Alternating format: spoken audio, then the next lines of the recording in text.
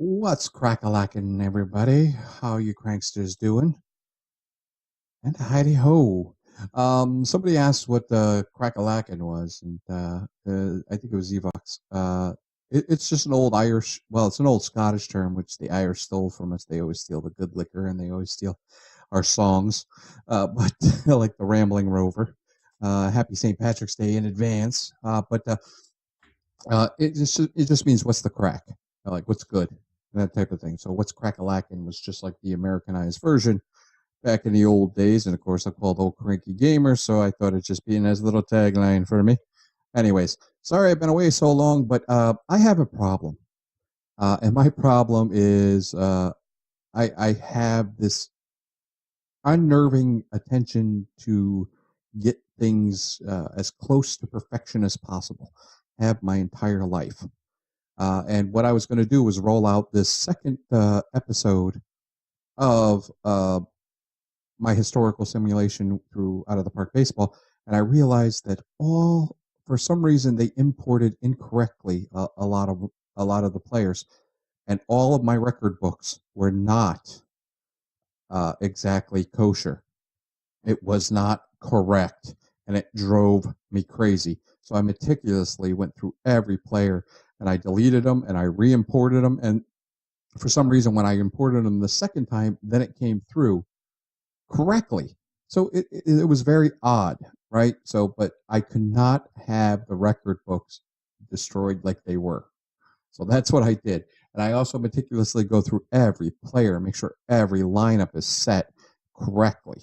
Now, after 1904, when we do this, it's going to be a crapshoot. The only thing I'm going to care about is that certain players that were traded to go to certain teams to manage, because there was a lot of player managers during the early years of baseball, are going to the correct team, so they won't be traded. Now, there is something in here that I could do, and I'll show you later, that I can give them a contract, and a good contract, and give them a no trade clause so they can't be traded, hopefully.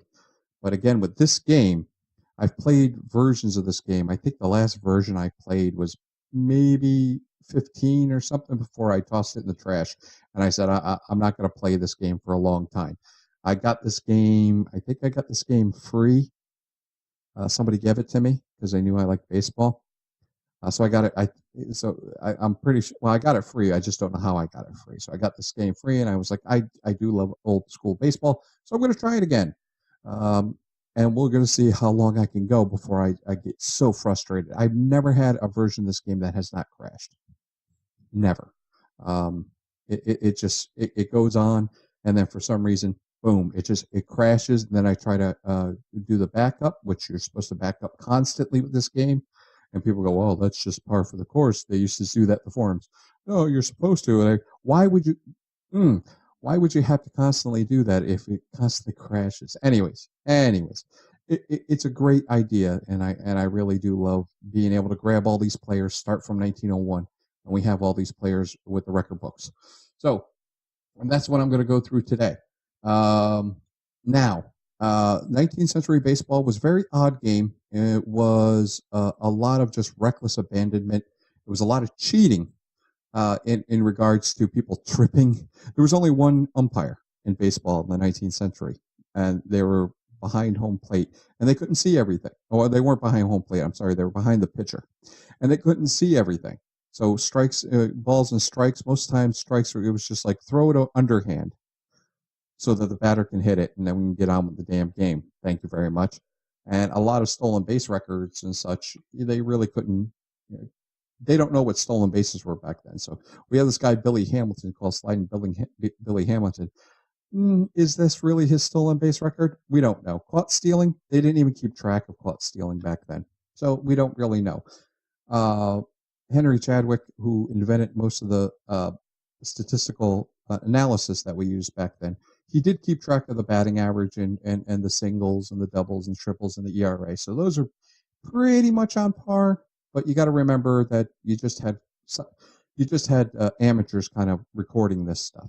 But we're going to go through some of these things and through some of the positions in episode 1, and then we're going to meet the teams. And then next episode we are going to start, and it'll be the first half of 1901. We have a 104-game season. We have the All-Star game at the end of the season, right before the World Series. So it's going to be a whole year worth for who is an All-Star for the first couple of years in the league. For the first, what is it? When was the first All-Star game? In the 30s? So, yeah. So we're going to throw it in there between the playoffs and between the end of the season and the World Series. What am I saying? Playoffs. We're only going to have World Series for the foreseeable future. Anyways, batting average career. This is Wee Willie Keeler.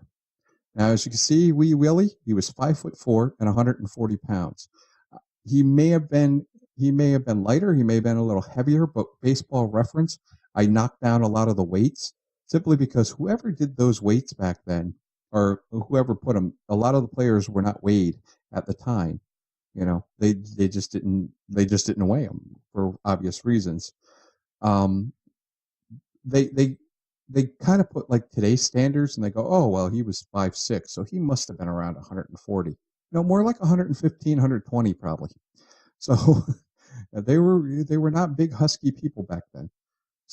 We've grown a lot since we were putting hormones in our freaking cows and stuff. Anyways, Wee Willie Keeler, that's his nickname. He was here. You see he's with Brooklyn in 1901. He will go into the New York Highlanders when they come of age, and he is the first great Yankee, technically. And as of 1901, by a large margin, he is the career batting average champion. Jesse Burkett, who is with St. Louis, he is nicknamed the Crab for a reason. He was not a very good guy to get along, and we have personalities in here, and you can see his personality. We have popular, well-known status. It's not showing his personality. He is popular. Personality class, outspoken. Now, with these personality classes, there's a couple of personality classes. You have captain, and that's somebody with good. Well, let's go into it. Just to go in here.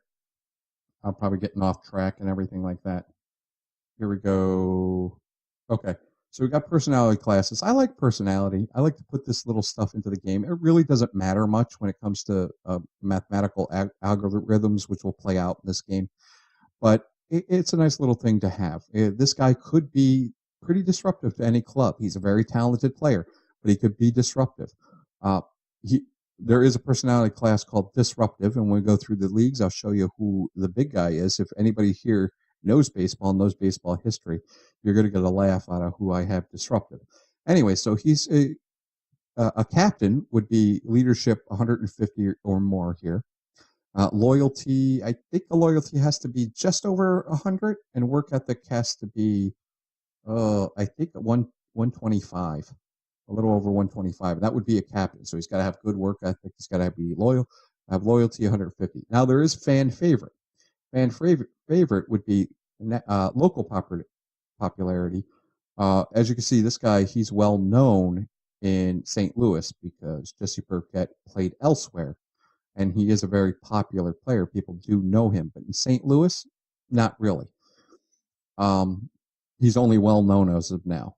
Most players will have a better popularity locally than they will nationally in the league. But when they get traded, they might be popular or well known nationally and be insignificant or fair, maybe even disliked. I'd like to see somebody who's actually disliked locally. That'll be later in time. Anyways, so fan favorite would be, well, he's got to be loyal. So I think it's a little over 100 there. He's got to have good work ethic. So again, I think maybe it's over 125. It might be a little higher. And he can't be greedy. So that's what fans like. They don't like greedy or anything like that, but they have to be locally. They have to be popular. So they got popular, very popular, extremely popular, that type of thing. We also have prankster. So you want some pranksters in the club, and especially back then, there was a lot of guys that would play pranks. And I did a good job making the pranksters of early baseball the pranksters here. Prankster is, they got to be a little tick over 100 with leadership, but it's all about handling success. If you can handle success, you can handle failure and all this kind of stuff. And I think that's 150 It's got to be a little bit over 150 for all three of these traits in order to be sort of a prankster. He doesn't really care. Yeah, oh, we're having a success. That's great. Oh, we're not doing so good, but yeah, I'm still good. I got a job. I'm playing baseball. It's awesome.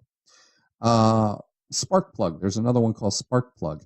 Spark plug has to have extremely high work ethic, and I think it's got to be over 175. They got to be pretty intelligent, and I think that's over 130. And controversy right here has to be low. It has to be under 75, 70, something around there. Humble. There's another one called Humble, and those are just, they're they have no problems. They just go about their business. They don't have a great personality. They're just a jack of all trades. A good utility guy would be a nice humble person, and they have to have a loyalty a little bit of 100, work ethic a little bit above 100. They don't really care about, they don't have a desire to win. So if they're losing, they're not going to sit there and be, their morale's not going to go down, and they can't be greedy. And both of those, I think, have to be like under 50. That's humble. Outspoken, as you can see with this guy, outspoken. Controversy. So controversy is fights. You'll see fights in here. You'll see suspensions, because I do have that set on high in the settings. Because back here, suspensions used to be the big thing. Most people miss time to suspensions than they did injured. Most players played injured during this time. So I have injuries on low, I think very low. No, low. I have it on low because I do want somebody to get hurt so other people can play. But suspensions were the big reasons that you had a lot of players running around, and you had these players that would play 1 or 2 games. A lot of them would play 1 or 2 games back then because they would grab them. And I mean 1 or 2 games like in their baseball career. No minor leagues, no nothing. They maybe had 1 or 2 games in major leagues and were never heard from again. And that's usually suspensions. They had like a local college kid at the ballpark, and they were like, suit up, you're playing, that type of thing. So outspoken is got to be controversial. He can't be exactly a brainiac, because he can't be smart enough not to open up his mouth and say stupid stuff. And then handle critics has to be low. So I think it's under 60. I think this one I finally hit him when I did 55. So it has to be under 60. So he can't really handle the people saying that you're not doing your job and you're not helping the team. Unmotivated would be just extremely low work ethic.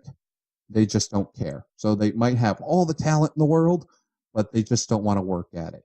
A modern day player, and even though he's a Hall of Famer, I don't know why he was such a unanimous Hall of Famer, but it's Ken Griffey Jr.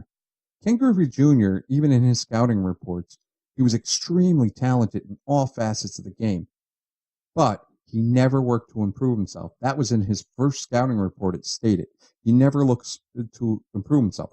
That's why he didn't have this great career that everybody thought. He had this good spark right there, but once he had to work at it, I'm good.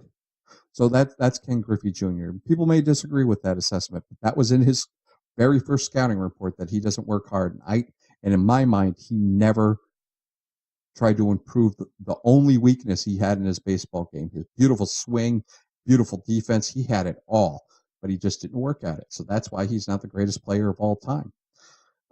Selfish. Selfish is low leadership, and low loyalty, of course, and high greed. This guy is just, I play baseball. I want to get paid for it. I'm doing you a favor by playing baseball. I bring fans into the seats, and I want to be paid accordingly. So all this could help hurt chemistry. And that's what I want, because I want a team. You see a talented team, you're going, wow, they got such great players on this team. And when trades take off in 1904 and I let the AI do it, the AI may freaking grab Babe Ruth, Lou Gehrig, Rogers Hornsby, and have them on the same team. 3 of the greatest players in the 20s. And they may not even make the World Series. And I want to see, do they have like 4 cancerous people on that team? It'd be nice. Speaking of cancerous, Disruptive, who is a clubhouse cancer. That's selfish plus low work ethic, and basically a lot of things low. And that's a club. He's just a problem. He is just a problem. Get rid of him as quickly as you can. If he's on a team, I don't think they're going to win. So the team has to get rid of him. Anyways, so that's that. And so digress off of that. So that's Jesse Burkett. Billy Hamilton, sliding Billy Hamilton, very good player and better than the Billy Hamilton on Cincinnati now because Billy Hamilton, got on base. He has a great batting average. He used to walk quite often. As you can see, his walks, look at this, in the 1894s and everything like that, 100 walks, 126 walks, but this was one of the biggest offensive decades ever. You know, the Boston Beaneaters and the Baltimore Orioles were just amazing teams. Ed Delahanty, he's most famous for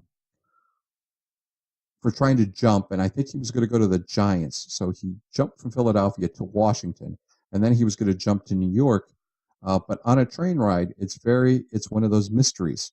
He was crossing the bridge over Niagara Falls, and then he was never heard from again. So his I think his watch was there or something of that nature. But they said he might have saw a watchman, he might have saw this, or he might have been insanely drunk and just fell off of it. Dan Brothers, Big Dan. Look at this. During that time, 6'2", 205 pounds, was a massive man back in the 19th century. And Dan Brothers, let me go back, proved that. He would hit numerous home runs, and a lot of home runs back in the 1880s, 1890s were inside the park home runs. Triples were like the main thing for power because you hit it far enough where you could run to third base. He stole bases. But really, look at this. Doubles and triples. These were the things. This gap power showed how powerful player he was. And he hit a hell of a lot.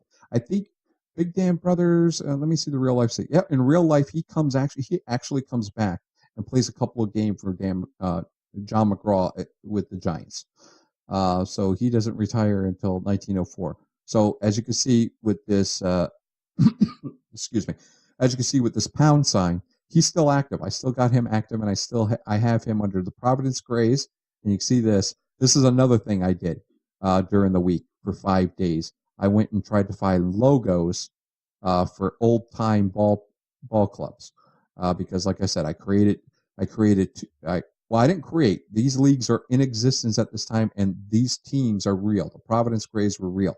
I just put 2 leagues underneath. I got 1 league underneath. I got the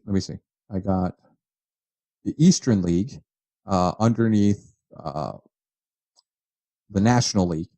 And see, I even have logos for these leagues. See? So Eastern League, look at that. So if you look at this, you got the league home screen. Look at I got the Eastern League, and it's all 1900 type. So this is I have a disease, people, and I even have Major League Baseball. I got rid of the MLB that we use today, and I just made it. This is just old timey baseball. So yes, this Eastern League will later turn into. Let me see the teams. Buffalo there. Oh, this will turn into the International League, which will be around for quite a long time in baseball history. And then the Western League. The Western League will be Kansas City Blues. This will be the American Association. This will turn because the Blues and the Millers, the rest of these teams are gone. I think Omaha sticks around for a while. St. Paul, Minnesota, and Kansas City will stick around in the American Association. Then I have the Southern Association, which has been here for a very long time. Atlanta Firemen. This will turn into the Crackers, Birmingham Barons. If people don't know who the Birmingham Barons, they're still around. So aren't the Chattanooga Lookouts and the Little Rock Travelers. So Memphis Egyptians, they'll turn into the Chicks, which is Chickasaws, which is the Indian tribe then. The Nashville Volunteers, they'll just turn to the Nashville Vols. New Orleans Pelicans, they're still around, and the Shreveport Giants, and I think they turn into something else, Shreveport does. But I think they're still Shreveport, and then they bounce around a while. Then I have the Western Association, and the Southern Association and Western Association, I just put a bunch of 19th century ball players who are old enough, who are young enough to still play the game. And I also put Negro League stars into the Western Association and not the Southern Association because, again, I want to be immersive, and you're not going to have black ball players playing with white ball players in the South. So a lot of these players, a lot of these teams will switch. Columbus Senators, they will go over into the American Association. I think Fort Wayne will turn into Fort Wayne something or other and go in. Indianapolis Hoosiers will go in there as well, and they'll change it to the Indians. Louisville Colonels will. And Toledo Swamp Angels will turn into the Toledo Mudhens, which they are to this day. And a lot of these teams will be defunct. But the International League and the American Association really do stick around for quite a while. And there's very little teams that are gone. And a lot of those teams are around to this day, so that's pretty cool. And they were only taken away, like the Kansas City Blues were gone when the Kansas City Royals showed up, that type of thing. And starting in 1904, I will add an independent league called the PCL, which is the Pacific Coast League, and it had the Los Angeles Angels. It had the Seattle Swishes, Portland Browns, that became the Portland Beavers, and Vernon Tigers. And I don't know exactly where Vernon is. I think it is in California. It might be real close to Nevada. But yeah, so I'll do the PCL as well. Okay, now I'm getting off track again, so I do apologize. We're going to go back. Okay, so we go back here. Still got the career leaders. So Dan Brothers is still there. A lot of people don't know Wee Willie Keeler was like the unanimous batting hero in 381. He did age terribly. He's only 29 here, but he did age terribly. But they kept on playing him. So in the dead, and especially in the dead ball era, his average did drop quite significantly. And I think that's probably the biggest margin that we ever seen in baseball history is this 381 to 357. So a lot of these people could come up, no problem. I don't see Dan Brothers. I see El Delahanty because he's not going to die in this game. I can see him sticking around. Jesse Burkett, I don't see. He ages pretty badly, he's pretty old. He's 32, so he's about to age. Dave Orr. Dave Orr is a really good story. We'll talk about him later. Wait a minute. Dave Orr is supposed to have a big bushy beard. And I have the beard functions here. He's supposed to have this big walrus type of. There you go. There's Dave Orr. Dave Orr was a really big guy, as you can see here. 5'11", 250. And he was a fan favorite with Brooklyn. Anyways, so we got. Let me see. Hold on for a second.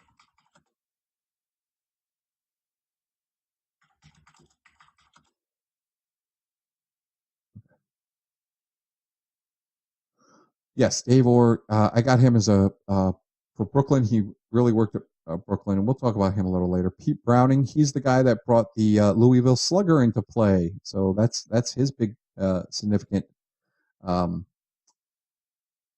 baseball stamp. John McGraw, he's better known as being the great manager of the New York Giants, but again, he's with him in the Baltimore Orioles. He used to grab belt, trip people over third base. He was really a rowdy guy. Cap Anson, this guy is a big piece of shit. He is the one that is responsible for segregation in baseball. Joe Kelly is somebody people don't know, but he was one of the Cincinnati's big things. Bill Lang is a forgotten hero, not a hero, but a forgotten baseball player. He was really great in the 1890s. He got married, and back then, being a ball player was not a good sport. So the father of the bride said, if you're going to marry my daughter, you're going to quit baseball. And he did. He quit baseball, and that was it. And this is how he ended. In my league, he's still around. So that's batting average. Most of these other ones, Cap Anson is the longevity period. This shows you he held a lot of power in baseball during that time. Cap Anson. The Chicago Orphans are called the Orphans before they were called the Cubs because Cap Anson left them. fatherless and captainless, and they called themselves the Orphans. It was really good back then, where they would name these squads off of players and like the Superbas that you saw in the last video. That was Ned Halen had a play, and they just named it off of the play. Roger Connor was a big. He played for Troy back in the 1800s, and there are the American Association, which was a big league, and a Players Association. They count those as major league stats now, so they're canon, as it were, if you want to talk about that. But Roger Connor, he wasn't as good as Dan Brothers, but he could hit home runs, and he could hit them fairly. In 1884, he just started out. 1884 was a big thing for home runs, and I'll tell you why. See, we have our own home run controversy. In 1884, Ned Williamson, this is all he's known for, is being the single season home run champ before Babe Ruth came into play. And what people don't realize is that him and his buddy Fred Pfeiffer, as you can see, Pfeiffer, 1884, Chicago. And then Ned Williamson, 1884, Chicago. See where this is going? This, Joe Warrick. I don't know who Joe Warrick is. He might be one of those guys that basically just got dumped into here. Yeah. He probably played 1 year. I don't know why they're coming in like this. It's really pissing me off. But these two guys played in this thing called Lakeshore Park, and the left field line was about 186, I think. But it was, I think it's 186, something like that. But it was 186. I'm going to stick with that. If I'm wrong, a baseball fan later down the road will look at this and say, you're absolutely wrong. It was 184, jackass. Anyway, so these guys have the asterisks, just like Roger Maris did with beating Babe Ruth and with expansion, because that's how Roger Maris got his 61, expansion pitching, which is fair, because he didn't cheat, and he just played in the era that he was supposed to. But to me, Buck Freeman is really the home run champion, because he did it in 1899. A lot of these were inside the park home runs, like I stated, and he did it with a decent ballpark because he was in Washington. All right, so that's the home run champions. We got doubles here. There's really not. Cap Anson has a long look at this. He's got a big thing. The next guy coming up, we got Jimmy Ryan, who's this old guy in Washington. Jimmy Pony Ryan is a very good player, but as you can see, he's 38 years old. George Van Hamtron, who is the first Giant, really, is age 35. So really, we don't really have any. Jack Glasscock, I kept a lot of 19th century players that just have good names, like Jack Glasscock. I kept them around. But a lot of these, as you can see, these players are very, very old. Patsy Donovan is probably the youngest at 36, really. No, Hugh Duffy is 34. But Hugh Duffy, he's not going to have it. Jake Beckley's 33. No one really is going to approach that for quite a while. All of Cap Anson's career records. As for triples and such, no one's really going to come. Jake Beckley is not going to get that many triples at the age of 33. He might, but I don't think he will. We have to wait for somebody else. Joe Kelly may do it. It all depends how it comes about. Stolen bases, Billy Hamilton, by far. Look at that, 892. God, the next person, Jim Canavan, who's stuck in a minor league somewhere that I put. Again, Hugh Duffy is there, 559. He is not catching Billy Hamilton at all. Triples, before Chief Wilson, who was had favorable forward fields and got the triple records. It was all these guys. Heine Wrights, don't know who he is. Well, he just had a career year in 1894. As you can see, I still kept him active, but he's in the minor leagues, not relative to baseball, so he probably will not see the majors again. but yeah, he just had a career year. Usually he hit more doubles than triples, and for some reason he found the slice and he got 31 triples one year, just like Chief Wilson, who just happened to have that huge year. Dave Orr, like I told you before, Dave Orr was a very beloved player. He had a stroke. He had a stroke during the time, and a lot of ball players died early. He was Vladimir Guerrero of his day, who was going into the Hall of Fame. He could hit an inch off the ground or 2 feet above his head. And when when Brooklyn traded him, they actually had a poem in his honor. I mean, that's Dave Orr actually had a poem. So I made him the hitting coach for Brooklyn because they loved him. They loved him in Brooklyn. And Chief Wilson will beat him. Maybe not in this thing. They'll probably have that record forever. You never know. Yeah, he had it. But really, Dave Orr now is the hitting coach here. But he was the hardest hitting guy. He broke a lot of pitchers' arms from comebackers. And this is notated in sports writers' columns. But but like it was back then, for people like Dave Orr, they give him a job. So he was a ticket taker and groundskeeper until he died in 1915 for the Polo Grounds and Ebbets Fields. So both of those. So the New York Giants and Brooklyn would keep him on board. And he never, and you know why? Because he was such a sweetheart. I mean, he looks like a gruff son of a bitch, and he's a big guy, but he never said a harsh word to an umpire, a player, a manager, an owner. He never said anything. He was never suspended, never anything. So I think what we have here now we go and look at the pitching. The pitching, actually, let's look at singles. Look at the season of singles. Look at this. Willie Keeler, Burkett, Burkett. And then Hamilton shows up. And then it's Keeler again. Huey Jennings, who became the Ty Cobb's manager later. Willie Keeler. It's amazing. Willie Keeler just hit singles. He's the guy that said, hit them where they ain't. That's his key to baseball. Hit them where they ain't. Runs Billy Hamilton. That will never be approached. I don't like the fact that we have these records from 1894. Hugh Duffy will always have that record. Billy Hamilton will always have that record. It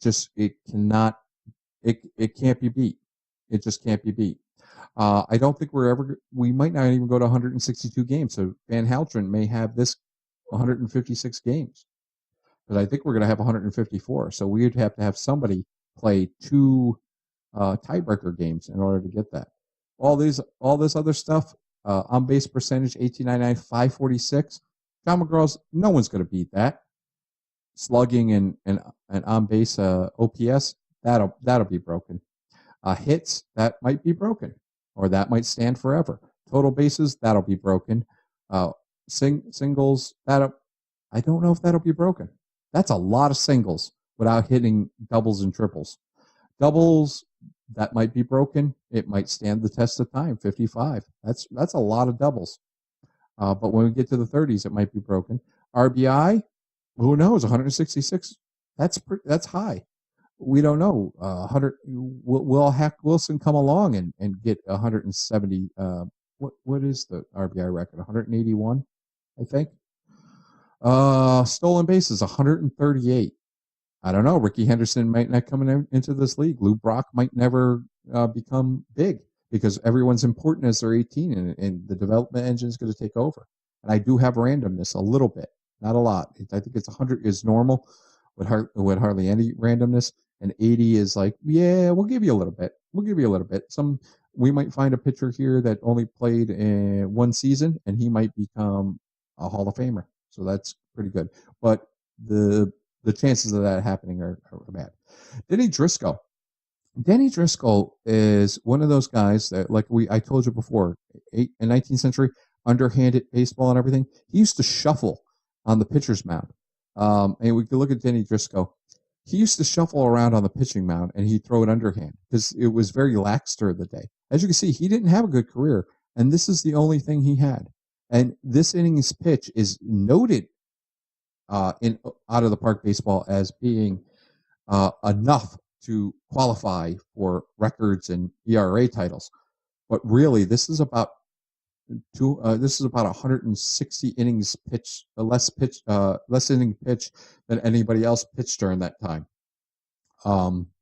So that's just, he's got a weird record, and that'll probably be beaten by one of these dead ball era guys, because a lot of the season ERA are done by were done by dead ball era pitchers. And then again in the 60s, where Bob Gibson came along, and when they raised the pitching mound, then that's what it's filled with: dead ball era and 60s pitchers, usually Bob Gibson. We have Al Spalding, who has the best winning percentage of anybody.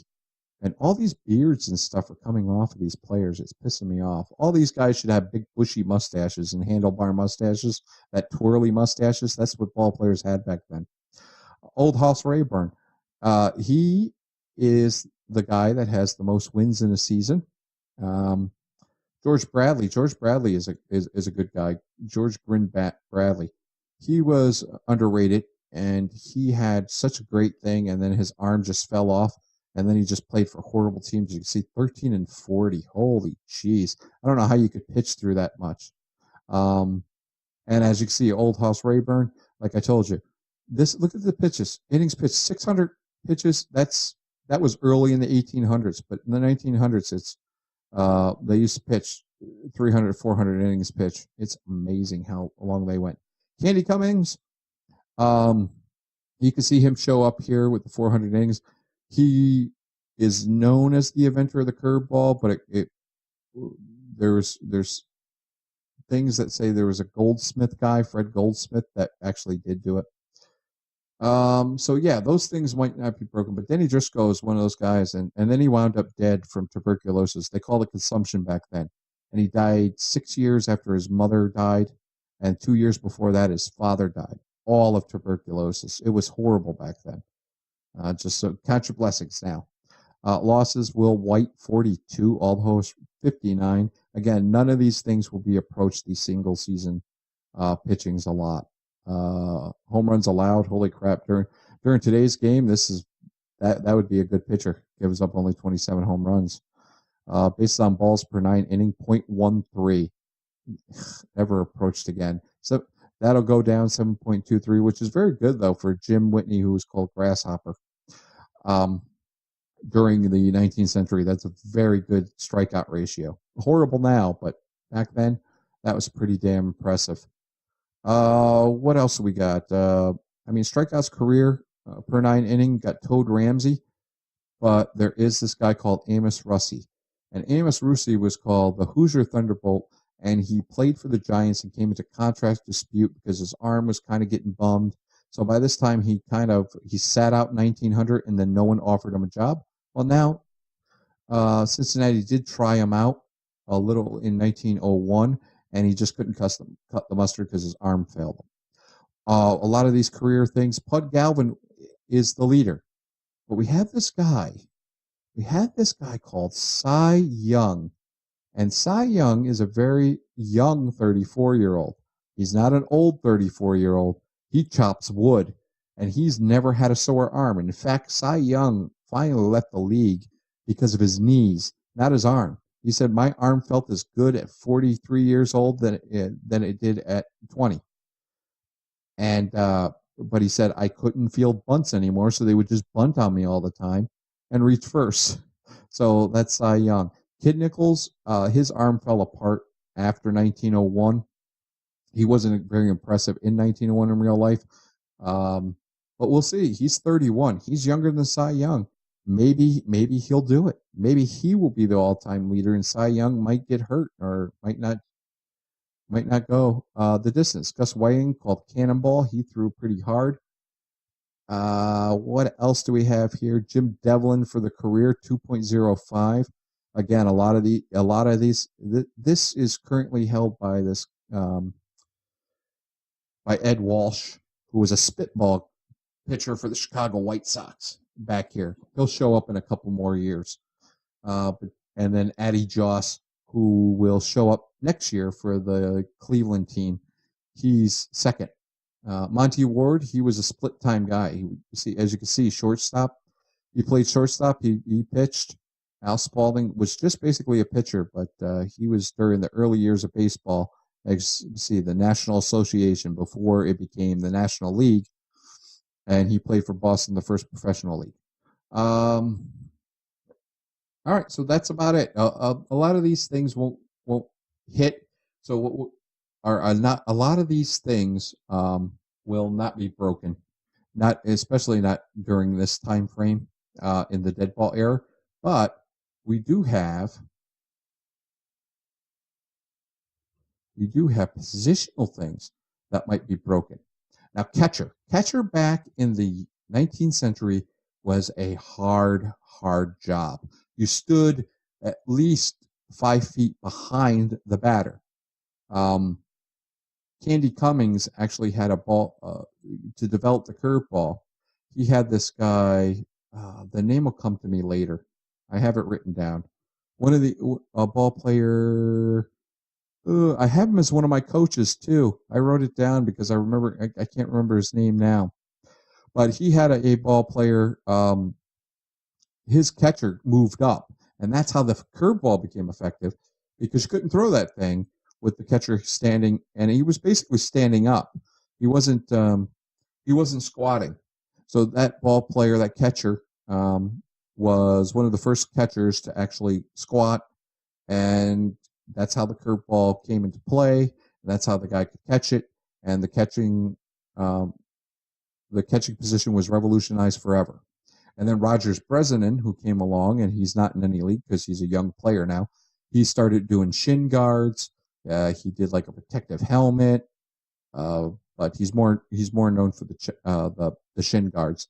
And they started getting like the tools of ignorance put on to protect themselves. But back here, it was just a very hard job. People would bowl you over, like really bowl you over. Just squatting all day, because towards the end of the 19th century, you see a bunch of ball players. They would catch about 90 times. Then they play the field. So all these ball players here have more than one position, and all these stats here is just what they did as a catcher. So Buck Ewing is one of the few, and as you can see in his career fielding stats, see all these. Look at all the positions he played. He played all these positions. Now, he had 636 games as catcher, but look at all these other positions he had. So it wasn't dedicated back then. It was like, I need a break from all this crap, So it makes Deacon McGuire, who is not in the Hall of Fame. He is not in the Hall of Fame, this guy. 1,300 games behind the damn plate. He's still active. And he became a pretty damn fine good man. Well, a minor league manager.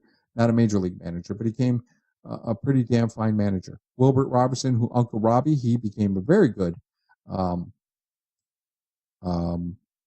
manager of the Boston club, so much so that they became the Boston Robins later in the late 1900s. So Deacon holds all these career records. And he really just went from team to team. He'd play whoever would pay him. He just liked to play baseball. And he played for 11 different teams. And this is back when there weren't a lot of teams to pick from. That lasted until this guy, Matt Stairs, who used to play for the Phillies. I remember him. He was a pinch hitter for the Phillies for a year. A good guy. Matt Stairs is a good guy. But there was a lot more teams There's a lot more teams now than there were back then, and especially 2010 as well. And he played for his 12th team in 2010. I think it was the Phillies that Matt Stairs broke that record with. But here, I think Deacon McGuire is more impressive in that fact. That's a lot of teams wanted his services. He might get traded after, he might last to 1904. He is old though. Yeah, he's 37. The way this development engine works, I think he won't last a couple of years. So that's bad. So I don't think he'll be traded again. He will go. I will trade him one more time. to make it the 11th team that he played for, because he will, before 1904, I'm doing trades, and he will go to the Tigers. I think Wilbert Robinson and Chief Zimmer. Chief Zimmer here, he is the 40-year-old catcher for Pittsburgh. He lasted a couple of years in real life. He's basically the only competition he has. But Deacon's more durable than both of those guys. Jack Clements' home run mark, that's going to stand the test of time. Jack Clements was the last, one of the rare left-handed catchers. He wasn't the last one. The last one is still playing right now, and I think, I think the last one was during this time. Don't quote me on that, because I think maybe there was one in the 20s, but he only caught maybe a handful of games. Jack Clements was one of the rare big guys that would do it. And he had 77 home runs. He's 55 above, and Deacon McGuire's not going to catch him. So Jack Clements will have that positional record for a long time. You won't have the RBI one, because Deacon McGuire will bypass him this year. If Deacon McGuire just falls apart in the first game of the season, this is safe. But you still have Duke Farrell, who's an older guy that's playing for Brooklyn. He's 34. He'll definitely beat it. Wilbert Robinson probably won't. He's playing part-time now. Jack J. O'Connor, Pete Pie, he's 34, and he's really not playing a lot of catcher anymore. He's playing more first base. The stolen bases, look at this, 211 stolen bases, 195 by Jim Rourke, who was called Orator Jim, because he was well-spoken. He was a rah-rah type of guy. That one's going to stand for quite a while, I think.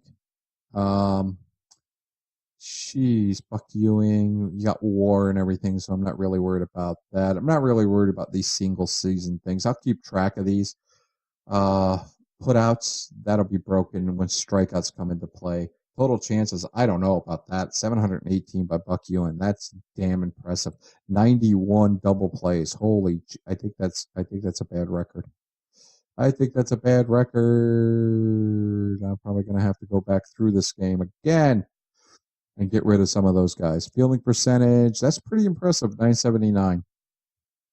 And for a career, 962. That'll go up, as we get better and better equipment. All right. First base. We got first baseman. It's no shock here. This is broken into three. Overall, Dan Brothers, batting on base, or batting average on base, slugging, all that kind of stuff. He's the man. Just playing games and accumulating stats, Cap Anson, because he played for a long time. Triples, all Roger Connor. He's the power guy. For fielding percentage, for defense, and I'm going by fielding percentage because they catch the ball. That's it. You catch the ball. That's what you should be doing. Dan McGann is the man. He turned a little crazy towards the end of his career. Candy LaChance, Fred Tenay. I think Fred Tenay probably has the best chance. He's a pretty good ball player. He's only 29, and the fielding percentage for first baseman go up significantly during this first half of the dead ball era, just because you get a lot of chances. So it's very hard to get horrible. So he'll probably be in that 9. He could squeak up there, and Dan McGann can fall down. But during the 1890s, you can see a lot of those players were in the 1890s because it was just more ground balls, more chances. So that's all it is. There's a lot of errors. Believe me, these guys had a lot of errors, way more than they do now. If you look at career, you got Dan Brother, 500 freaking errors, man. That's a lot of damn errors. Jake Beckley, who has a pretty decent fielding percentage, 299. I don't know. Candy LaChance, 88. There you go. 1893, 1899. Candy LaChance, who's still playing, 88 errors. Damn, again, 56, and he's only been playing for 4 years. So that's a lot of errors. First baseman nowadays, you won't see those errors. So that was just a lot of chances. So total chances and that type of thing. As for anything else, I don't know. If you look at a lot of these things, Jake Beckley and he's called Eagle Eye, and he lost his freaking beard. he lost his mustache too. He had a big bushy one. But Jake Beckley is one of those guys that is just amazing. Now Roger Connor has his. There's Charlie Kaminsky, who's known for the Black Sox scandal. Dave Orr has his. Michael, yeah, some of these guys do have them, but the rest of them, it just disappeared. Again, see, this is this game driving me crazy, just like it did in 15. For crying out loud, man. Yeah, so Beckley is probably the active leader on this. And of course, I think I made a suggestion way back when for Out of the Park Baseball on their forums to please have an active and a career one. I want to see who the active players are, like a single season batting. I want to see all the active players. Who was the best guy out of all the people that are playing now that had the best batting average in a season? That would be sweet. For career, it would be even better. Who's the active leader? I want to know that, but it won't tell you. It still won't tell you, and I don't think it ever will, because this thing, they're just putting more and more stats, and they're making the player. I've never played a game on this thing. I think I did a couple of times, and it just frustrated the hell out of me, because with dead ball, it doesn't play a good dead ball game. The physical game itself, you could play a game, make your substitutions, pitching changes, everything, and it's modern day baseball. It's the whole engine is based on modern day baseball. So if you play it, and I will play it in this playthrough, I will do the World Series if it's a close one, and I will be frustrated for you guys playing that. Second base, Cupid Childs. Cupid Childs is a very odd duck. He, I think he blew out his knee during this time. He went downhill quick. In real life, I wonder if it still has him. 1901. This was his last year. He only hit 258, and then he was gone. I don't even think he played in the minors after this. But he is he's the leader, and he's still active in batting average and such. Bid McPhee, who did finally make the Hall of Fame after so many freaking years, and why the hell is he on first base? He should be retired as a second baseman. Thank you very much. There. So second, and that I did change that as well, and it changed right back to first base. So if I start this game again, he'll probably be a first baseman, which is just there to piss me off. Fred Pfeiffer, again, he was one of those guys who also just changed to first base. Fred Pfeiffer he has the home run title because he played for that Chicago team with the small thing down the line, the small 186 down the left field line. So Bid McPhee holds all these career records. Cupid Childs should be a Cub Stricker. He's another guy. He's playing shortstop. He's active, so he's shortstop, so I don't mind that. But Cupid Childs, all these other guys I kept in the league because they're young enough. 30, 33, 36. Well, he's not young. Fred Pfeiffer, he's 41, and I kept him playing just to see if he could add to his record. If I need a ball player, I'll put him on a major league team. I don't care. But really, the only player playing in Major League Baseball and starting is Cupid Childs. So he could probably put a dent in some of these singles. Cupid Childs is here. He might be going. He might beat Bid McPhee, who is finally in the freaking Hall of Fame for all of this. Look at this total chances. 14,241 total chances for Bid McPhee. He was also the last ball player to play without a glove, and he used to soak his hand in salt water to harden. There you go. Nap Lajoie, who some people might know, or Nap Lajoie. That's how you say his name. Larry is his real name, but Nap Lajoie, he has a lot of records from 1901. We'll see how he plays out this year. He might get hurt and not do it. But his fielding percentage is the best. 952 is very good during this time. Very good during this time. A lot of players didn't have enough time to actually get some of these career fielding. and they didn't import correctly. But I don't care because most of these records are going to be rightfully beat down the line. So who cares? Fred Dunlap, sure shot Dunlap. He was a very good ball player during his time. A lot of people said he was the best second baseman of the 19th century, but look at Ed McPhee's records. No, he wasn't. He had great years, but when it comes to this stuff, I mean, he's second. He's not even second to most of this stuff because he played other positions. So that's all Bid McPhee. Third base. Let's go third base. Third base. John McGraw is the man. Now, John McGraw, eventually, he played part-time here and there for the next 4 years, I think. I think he played, I think he pinch hit and was a backup with the Giants when he managed them. But these single season records, again, I don't think so. Scrappy Bill Joyce, I kept him active simply because this on base percentage race for third base is pretty damn impressive. I kept all these guys active.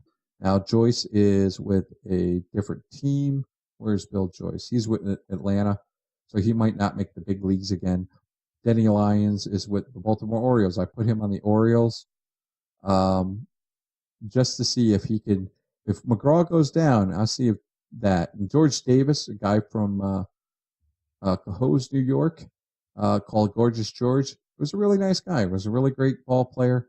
I think he made the Hall of Fame. No, he didn't make the Hall of Fame, but he's one of those players that people say he should make the Hall of Fame for being a shortstop.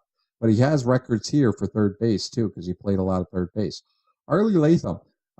Speaking of guys, Arlie Latham was a big pain in the ass. He's the reason they have third base coach boxes, because this guy would run up and down the line, yelling at the pitcher, all this kind of stuff. And he got his job. He became the very first coach, like definite full-time coach, because I think he grabbed a ball player or something like that.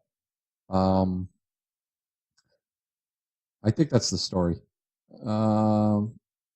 But no, he's the reason. But I do know he's the reason why there's third base coach boxes, because he would run up and down the line, just pester the damn pitcher, and get in his line of sight to tick him off.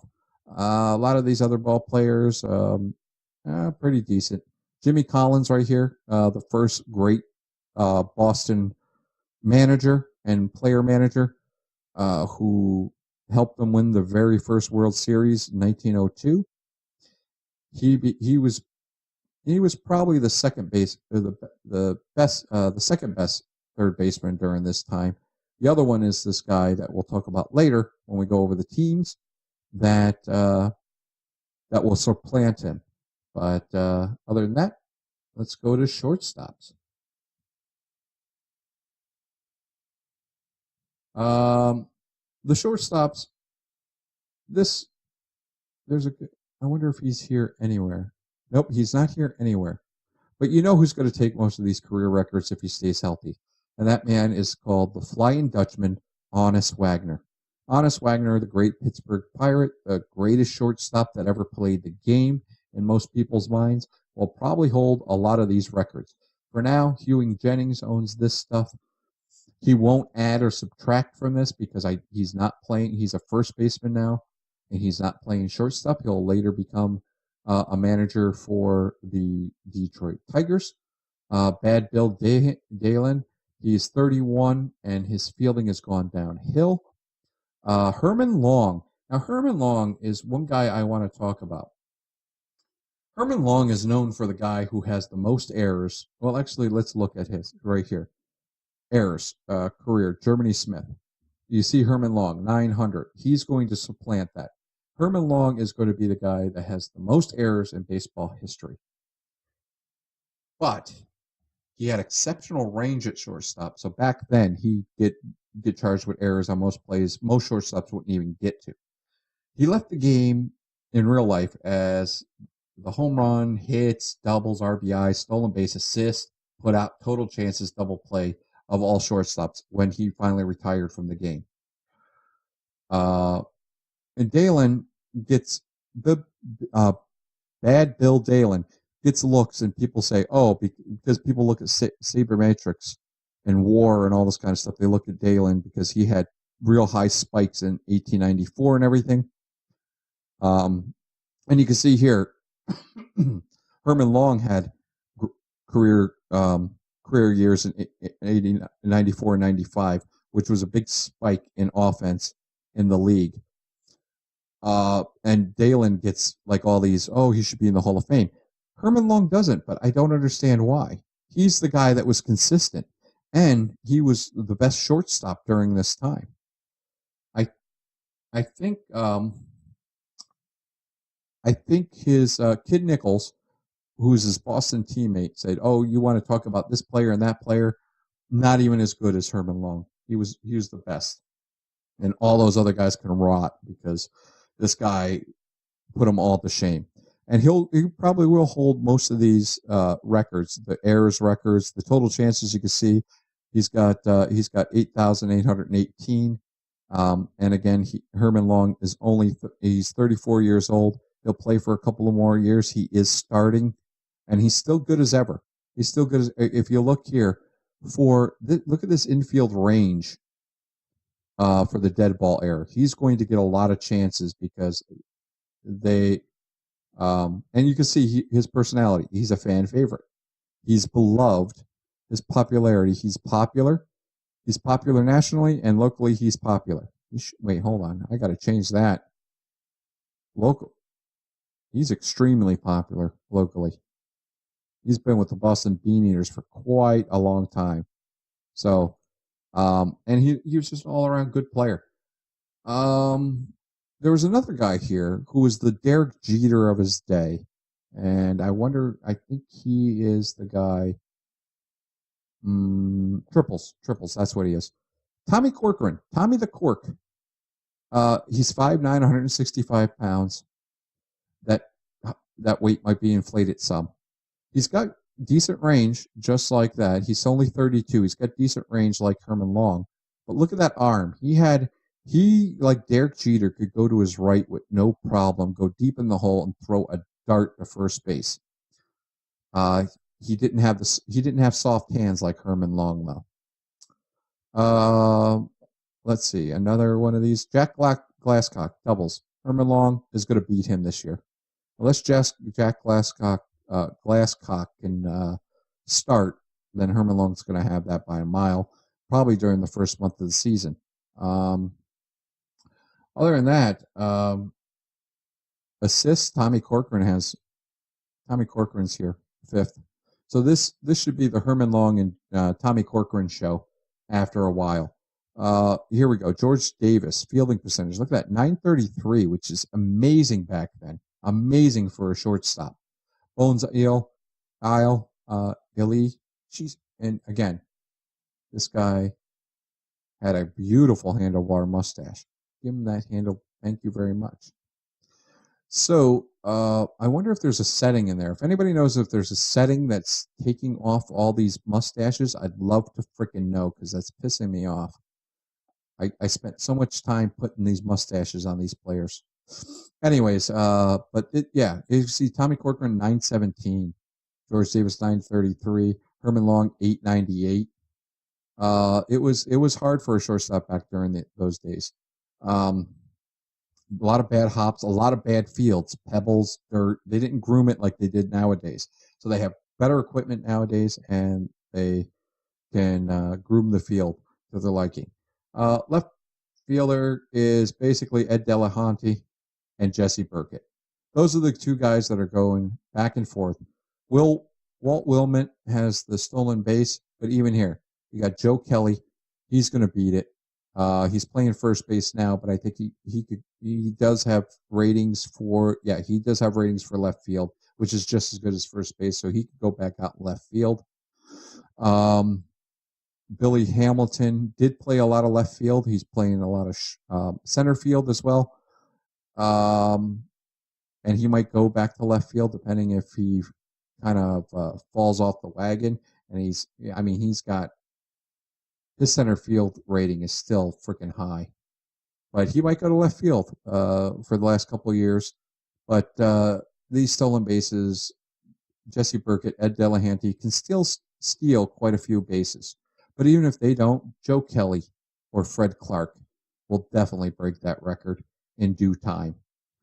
George Wood. George Wood's a great guy. Geez, his beard's gone too. Thank you very much. He had the Teddy Roosevelt bully kind of thing. So Dandy here is retired, and he's a coach now. He was a good guy from the 19th century. And Jesse Burkett, like I said, he was a foul mouthed guy back in the day. I think one news report when they tried to ask him something after a fight. He used a lot of fights, and he was like, "You blankety blank. Do you know what I think of you? I think you're the blankety blank blank that ever came out of the blankest town in the blank land. You ought to be put in a museum." That was Jesse Burkett. I would have loved to see that. George Wood, again, he's going to get some of these records are going to be kaput. So one of these guys is going to grab that. Center field, there's a guy called Mike J. Griffin, who was a big guy back during that time. Right now he's in Buffalo. He's with Brooklyn. So I kept him on there. A lot of these ball players that hold records, I kind of put them on there. Paul Hines was an old ball player in the 1890s. So he's retired now, but he holds he's in the running for a lot of these. But as you can see, he's going to be passed over by this guy called Dummy Hoy. Now, that's a non-PC term, but Dummy Hoy, that just meant he was deaf. And he is widely regarded, and this is just a story, so it might not even be true, but he is widely regarded as the person of why they had balls and strikes called with hand signals. So Dummy Hoy could do it. There's conflicting stories where they're like, Dummy Hoy was like, no, I didn't do that, or didn't do this. But he was also he was definitely instrumental in a lot of the hand signals the ball players use. And he would let out this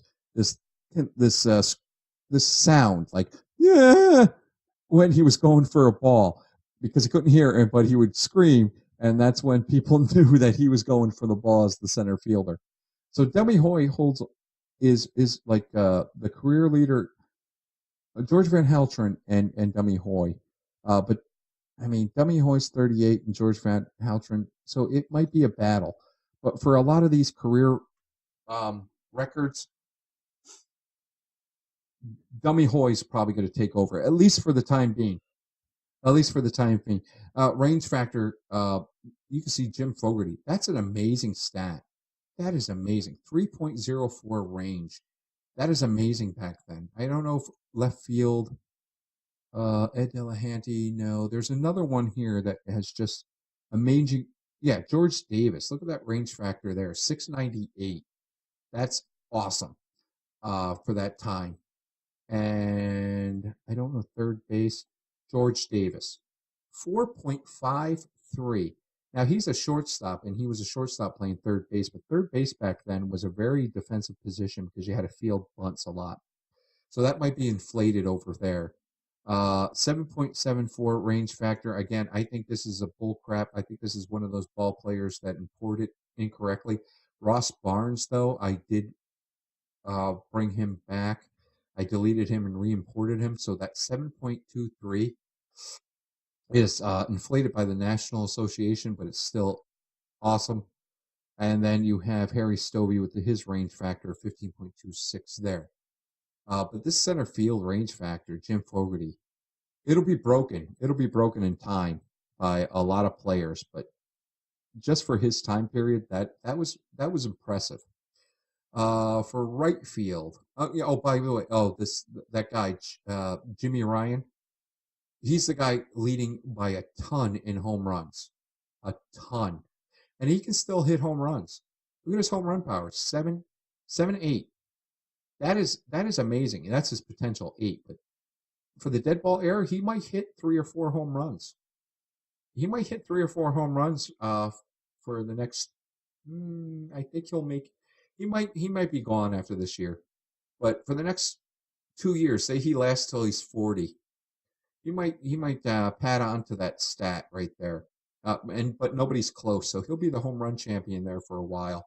Dummy Hoy should break most of these, and George Van Haltren should break the rest. Billy Hamilton might go down here. And then, of course, I put Bill Lang, and I made him a Chicago Cub. So we'll see if Bill Lang can do that. Right field, Willie Keeler and Big Sam Thompson. Now, Big Sam Thompson was the very first Philly hero, and he's known rightfully as the home run career leader before Babe Ruth broke that career record as well. And I think it only took Babe Ruth a couple of years to break this. But for the actually, you know what? Gavy Kravitz of the Phillies beats him, a new Philly. People don't know that. Gavy Kravitz, who will show up later, was a home run hitter. He'd strike out way too much for the dead ball error, and he wasn't a very good fielder. So he didn't last like Babe Ruth did, because Babe Ruth was a decent fielder. He used to be skinny, Babe Ruth, before he ate all those hot dogs. But Gavy Kravitz beat him first. And people don't know, forgetting Gavy Kravitz, because Gavy Kravitz only held it for maybe 2 years. And then finally Babe Ruth just blew it all away, and it didn't really even matter anymore. So Sam Thompson is not only that, but he is for the whole existence here for right field. He's got it. He's 128, and Roger Connors 138. So Roger Connors is known for like the career leader, but this right field thing, this was the first one that Babe Ruth would go after, is the right field home run record. As for career, King Kelly, he was the very first ball player, born in Troy, New York. He was the very first ball player that, and that's where I'm born. I was born in Troy, New York, by the way. So Troy, New York. King Kelly was the very first ball player that had a song. I think it was "Slide Kelly Slide." It was. And it was and I think it was just off those big megaphones, like "Slide Kelly Slide." Blah, blah, blah, blah, blah, blah. Okay, so there we go. So there's all the career leaders and everything of that nature. Now let's go to the top. I mean, the top ball players going in. We got John McGraw. We got Ed Delahanty. And this is, I mean, you can look at the milestone watch. You got Jake Beckley and everything. All these guys going for 2,000 hits. You can change the milestone, and I changed the milestone to be like 100 home runs because I want to see, because 100 home runs is pretty damn impressive. So you got Breckenridge and Pfeiffer, but again, they're in minor leagues. And here's Cincinnati. Jake Beckley has 75. He has 74 home runs. He only needs one to go to 75. Ooh, excuse me. Let me see. There's also reports and info. Player rankings. Is this it? Preseason predictions. No, preseason hasn't been generated yet. Top prospects. No, there won't be anything. Player rankings. Here we go. So you got the top players. It's going to be Nap Lajoie, number 1. Honest Wagner, who is coming into his own at age 27. Look at those stats. 299, 336, and last year he hit 381. And as you can see, no, you can't see. Yeah, you can see. See where it says? Right fielder. So Honest Wagner is playing right field. He played before he became the greatest shortstop that ever lived. He played all over the field. He played third base, right field, left field. So they used good ball players. They used more of start here this day, then start here that day, then start here, and then take over for this guy who's injured. Honest Wagner actually has a different ball that Bones Eli that's starting at shortstop for Pittsburgh. He'll later move on because he's too old and his range sucks. But other than that, yeah. And then finally, Honest Wagner will go there. Ed Delahanty for Philadelphia. Philadelphia is a powerhouse. They're the guys that are going to be going against Pittsburgh. Now, Nat Lajoie is with the Athletics. That's where he had his great season. on the old ballpark before they got Shy Park. I think it was called Columbia Park, and it was a hitter's park. So that's how Nat Lajoie got all those records in 1901, and then he came down to earth and became just like Honest Wagner with his production when he went to Cleveland. John McGraw, he's starting. Jesse Burkett with St. Louis. Elmer Flick, this guy, he is injury prone. I think I got him as injury prone. Yeah, he's very fragile.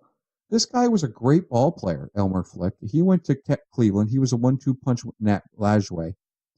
He started off with Philly, and he was part of that whole crew that left Philadelphia and went other places. There's a lot of jumping from the National League to an American League. The American League was tougher, which is why Cy Young really is one of the best pitchers that ever lived. Most people think, oh, he just lasted a long time. That's all. He's really not one of the best ball. He was facing better competition than the National League. Jimmy Sheckard, he's another guy that doesn't get a lot of press, but he was the on-base champion back then. Bill Lang, that guy's back. Mike Donlin, he was a ball player that liked the theater. He wanted to go into films because the motion pictures was just starting to take off. Silent films and such. He married a couple of actresses. So he kept taking off a baseball, and he wanted to do that. And then he'd come, and he'd be very productive when he played, but he just didn't play enough. Dummy Hoy, Billy Hamilton, Jimmy Williams. Jimmy Williams is a forgotten player, but he's a very good second baseman. George Davis, we talked about him. He finally made the Hall of Fame. Lefty Davis for Brooklyn, Keeler for Brooklyn, Roy Thomas for Philadelphia. Okay, well, he's got a picture, but it doesn't. Oh God, this game is going to kill me. I know it already. Roy Thomas was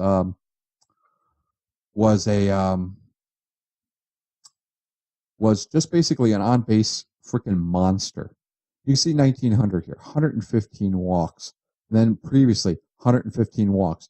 Problem with him is, out of all these hits, look at this. He doesn't hit. He just hits dinkers. And he's not very fast, so he doesn't steal a lot of bases. Buck Freeman, he's a powerhouse. He just hit 25 homers 2 years ago. Chick Stahl, he became the Red Sox manager. I think he was the very first manager of the Red Sox when they were called the Red Sox. I might be mistaken on that. Noodles Hahn, another guy, got hurt. Chick Stahl, by the way, committed suicide by drinking acid. He ate a Tide Pod. And Noodles Hahn, he was a guy, he was a great pitcher. He got hurt. His arm blew out. He stuck around, though. He stuck around for years helping Cincinnati pitchers. He would show up spring training and all that kind of stuff. Doc White, Al Orth, the curveless wonder. He was also the best hitting pitcher of the time. All these Pittsburgh, you got Powder, Jesse Tannehill, Happy Jack Cheshbro, who later would would play for the Yankees and get 41 wins, which is still the record to this day. And it was all for naught because the last day of the season he threw a pitch over the head, and it's disputed whether it was a pass ball that could have been caught or a wild pitch. Deacon Philippi, an actor that was around. 10 Things I Hate About You, that actor from there, is his great-grandson. So, and that's why I think he named his son that. Jack Taylor. Oh, he's a good ball player. We'll talk about him. Okay. So let's just go. We got some of these ball players. We got Fred Carroll, who you saw with the catcher thing. He hated living on the East Coast, but he was the best young catcher in Major League Baseball. But he moved back. He moved back to the West Coast, and he played the rest of his career. He played the rest of his career out west in the PCL. As you can see here, he's got a couple of records here. Fred Carroll, on-base percentage. He's the current on-base percentage guy. I got him still active. Columbus Senator. He was 36 years old. He still held records, but he went out and he managed over there. He was the Pittsburgh catcher before Chief Zimmerman, and he became part of the Brotherhood in the 1890s for the Player Association. He was the first pirate to hit for the cycle, and he had a pet monkey. And when it died, they buried it underneath home plate at Exposition Field. And Exposition Field was before Forbes Field, which lasted forever for the Pirates. But Exposition Field was their field during the 19th century, early 20th century. So they're going to be playing with a dead monkey under home plate, because that's what they did. So he's the most talented guy. You can see how talented he is. Maybe I'll put him in the majors if somebody gets hurt. I got Grant Home Run Johnson. I put that's a Negro League player. He'll go to the PCL later, but right now I got him in the Western League. And if we look at the Western League, the Western Association, if we look here and we go to reports and we say player rankings, he should be here. Grant Johnson, there he is. Negro League star, Grant Home Run Johnson. He's got some. He has some pop. This guy, Jimmy Bannon, is the top one. Look at his nickname, Foxy Grandpa. I think that was a comic back then called Foxy Grandpa. But yeah, and he had this hair. He had like this poofta hair. It's really nice. They got some other guys. They got this guy Skel Roach. He was born in Germany. He became a coach for University of Michigan and Indiana University, and he became an attorney later. Who else? George Engel. He became a PCL star. He's only 25 now. No, he was in the Northwest. So he was in the Western League and Northeastern League up until 1912. So he was one of those minor league ball players. Sammy Morris is another one. We got Salvador Risotto. He was a Cuban guy, a dark Cuban guy who couldn't play in the majors. I think maybe it's in the Southern Association. Let's see. Southern Association. Hercules Burnett. What a wonderful name that is. That is his real name, by the way. It's not a nickname. Matt Kilroy. Matt Kilroy had he had a hell of a career. 29 and 22. I think he's the strikeout king. He's the strikeout king right now. He would strike out a hell of a lot of ball players. Danilo Drinkwater, a darker Native American, and yeah, that's about it. So let's look over and meet the team. All right, so go back to Major League. We're going to meet the team. All right, we'll go right down the line. Meet the team. I like this thing. It shows you who the top players are. The league rank. Yeah, Kerry Howell is only the 14th pitcher. These guys do not have good pitchers. And it shows essentially what the career team leaders are. So if I look at, and then you got team chemistry, bad relationship, blah, blah, blah. Oh, look, John McGraw has a good relationship with himself. That's good to know, buddies. Everybody else, because the season didn't start, everyone's just like, ho hum, whatever. And it also shows the personality. Wilbert Robinson, McGraw, Jerry Knox is a leader. You see, he doesn't have good enough work ethic. Here's another one. I forgot about the leader. They don't have enough leadership or work ethic to be a captain, but he's still got good leadership ability. So if we look at him, yeah, he's got 143. Oh, he's a prankster. So I don't know why he's under a leader, but I guess, Oh, he's under both. He's under both. So he's a leader, but he's also a prankster. So that's a good thing to have. Outspoken Jimmy Hart, mouth of the South, like the baseball, like the wrestler. So here we got, I got the personnel here as well. So if we look at the personnel, Arthur Irwin, this guy's called Doc Irwin. He was part of the first World Championship team. the 1884 Providence Grays, who are now in the Eastern League. So it was part of this World Series. I think it was 9 games back then. He was part of that. He took the field with the first baseball glove. He invented a type of football scoreboard. He promoted motor pace cycling track, so like the prelude to NASCAR. And he ran a soccer league because he saw soccer taking off over in the UK and and he tried to do a soccer league. When he died, it found out he actually had 2 families. He had 2 wives, he had 2 separate families. That's just unbelievable. What a freaking thing to hide for so long. We have Fred Dunlop again. We told you Dunlop sure shots here. Wait a minute. Do I have him as active? I thought I had him as retired. No, he's retired. Good. Whew. So we got him. He was the king of first baseman. He was the highest paid player in the mid to late 1880s. So that's why he's kind of got it. Again, those sabermetrics guys, and I think the website Saber, he was the best second baseman because they're only going off of those stats. Jim Whitney, we talked about him a little bit. He was a pitcher for the Bean Eaters in the early 1800s. He led a lot of things in 1881. Wilbert Robinson, he is the business partner here with John McGraw. They own a part of the club, although the owner is this guy called Sidney Frank. But John McGraw and Wilbert Robinson, some of these ball players, the coaches, the manager would own a slice of the club as well.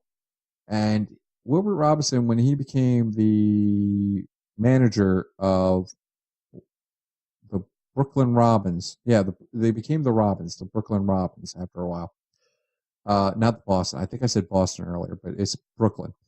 He was not a very good fielding manager. Like, his teams would really finish like bottom of the pile when it came to fielding.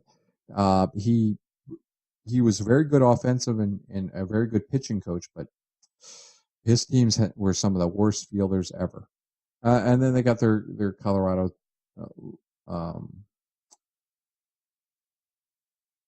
Colorado team. Bill Keister and everything. They do have a pitcher here. He's not noticed. He's not noticed as the best player here. How many stars he's got? He's only 2. He's like 1.5. Wow, that's amazing. I mean, he doesn't have over stuff and over movement. He doesn't have these, but this guy, he can just flat out pitch. McGinty can just flat out pitch. He's confident, cocksure. He was a great fielder, and his nickname is Iron Man. But it came later because he had great stamina. He didn't get hurt, as you can see. It should say injury prone is normal. That should actually be a hell of a lot better than normal. Hold on. It should be overall. He's like 10. We'll make that 12, 19, and then we'll make this like 26, something like that. And then he's got like the highest stamina and everything of that nature. So he doesn't pop out right there. Yeah, durable. But he would pitch a pitch. But his Iron Man moniker was because he worked in a iron foundry in the off season, which a lot of ball players needed 2 jobs. So he's got a good salary for this year. But yeah, only 1.5 stars. That is amazing. Wow. Yeah, he went over to the Giants with John McGraw. As you see, there's numbers here. The last time I played this, you could put zeros for the numbers, and I would put zeros for everybody because one, it would make me realize who came into the league because they would be given a number when they imported, and everybody else would be 0. So that was pretty good. But now I have to give everybody a different number.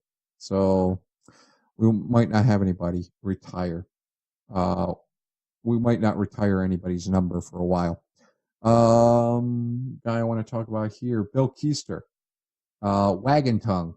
And wagging tongue is because he would stick his tongue out every time he ran across the base. He was the Michael Jordan of his time. Last year, he hit 326 doubles. He was a phenomenal force, and he'll probably be at it again. 32 stolen bases. He's poor fielding shortstop, but he could play other positions as well. But he's an offensive juggernaut. But during that time, that really didn't mean much. Okay, if you couldn't play the field, you were counted as an actual liability. The Boston Americans, not the Reds, they are not the Red Sox yet. They will go through another name change. They'll go through 2 different name changes before they become the Red Sox later down in the later on. Their personnel. We got their personnel, their front office. Their owner is Charles Sumner. He will be bought out next year, I believe. He's only going to be this one-time guy, but he'll be involved in the AL. The general manager, Ross Barnes, one of the best hitting one of the very first catchers of all time in the National Association with the Boston squad that won all those games. Jimmy Collins, of course, will become one of the greatest third basemen that ever lived. Bill Gallagher, I think he just, I just grabbed some of these guys. He was like a part-time ball player. George Bradley, he threw the official no-hitter, by the way. I forgot to say this. He threw the official first no-hitter in baseball history, and that was July 15th, 1886. Levi Merrily, he's one of my favorite ball players of all time, by the way. Long Levi, he was one of the first stars in baseball in the National Association, right? So he was with the Philadelphia club. Look at that, 492 average. This guy was amazing. He didn't do so well when they started pitching better, and curveballs came into play. But yeah. So, but he's one of my best ball players. He's one of those guys. Oh, I got a vacant position. I need a manager. Who are we gonna do? And I made all these managers too. I basically retired a lot of these ball players. Roger Connor. Hey buddy. You wanna manage a minor league squad in the Western League and with Boston? You wanna go to Denver? Sure you do, buddy. There you go. Denver, here you go. So we got that front office position filled, and that personnel. We look at the pitching staff here. Of course, we got Cy Young, and in 1901, it was William Kellum that was the very first pitcher. Actually, it was George Winter. George Winter was the ace of the staff, and Cy Young was not. He was the second choice. Go figure. In his very first start, Cy Young pitched a 3-hit shutout. His personal catcher was Chief Zimmer, and he's with the Pirates. So him and Chief Zimmer had a nice little battery going on. Jewett Meakin, and Amos Russi threw so hard, and you can see he throws 96 miles an hour.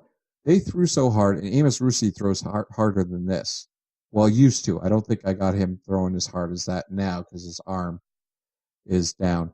But these guys were the reason the pitching mound was pushed back to what it is now, which is 60 feet 6 inches.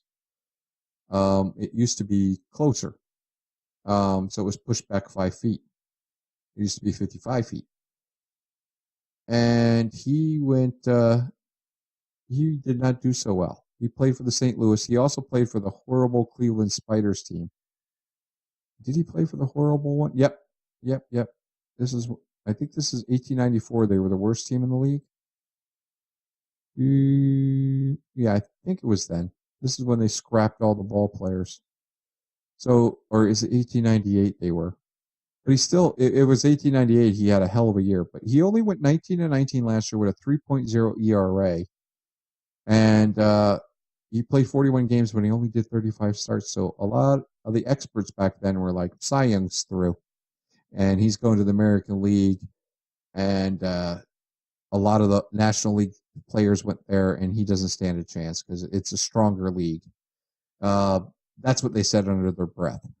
When it came to the newspapers, they all said, that AL upstart is just it's a minor league team, minor league league. It's not gonna hold water to the National League. But these guys got rid of the foul ball tips, like not counting for strikes. The AL did. So they played hardball right off the bat. They're like, you can't foul off these pitches again and again and again, which Roy Thomas of the Phillies was known for. So Buck Freeman, right here, he's playing right field, but he would later become like the first baseman because he was not a very good fielder in the outfield. He also made his debut in 1891, and you can see he didn't have a lot of things because he was a pitcher. He didn't have a lot of hits because he was a pitcher back then. But then he didn't play for 7 years. Look at this. I mean, 7 years, 19, and then he played in like all these bush leagues, and then he came back with a vengeance, right? And so 1898, he became a fielder, and he hit 364, and then all of a sudden, boom, 25 freaking home runs. That is amazing. Well, Toronto. He played for Toronto, which was in the Eastern League or during that time. So he's the unofficial home run king, in my opinion. 25 home runs. And he followed his friend Jimmy Collins over here from the Bean Eaters. I also have a guy here called Chief Sockalexis, which I put in their minor league team, the Denver Bears. Chief Louis Sockalexis was a very good ball player. As you can see here, he did have a hell of a job. He batted .338. He was one of the brightest Native American stars. And he was the first full Native American. And he was the Pentecost tribe in Maine to play professional baseball. But racial taunts, slurs, and he was an alcoholic. It got him kicked out of Notre Dame, so he was playing college ball. Then he developed a leg injury. I have him as fragile because he had a leg injury because he took a fall from a brothel window in 1897. So he jumped out of a prostitute's window back then.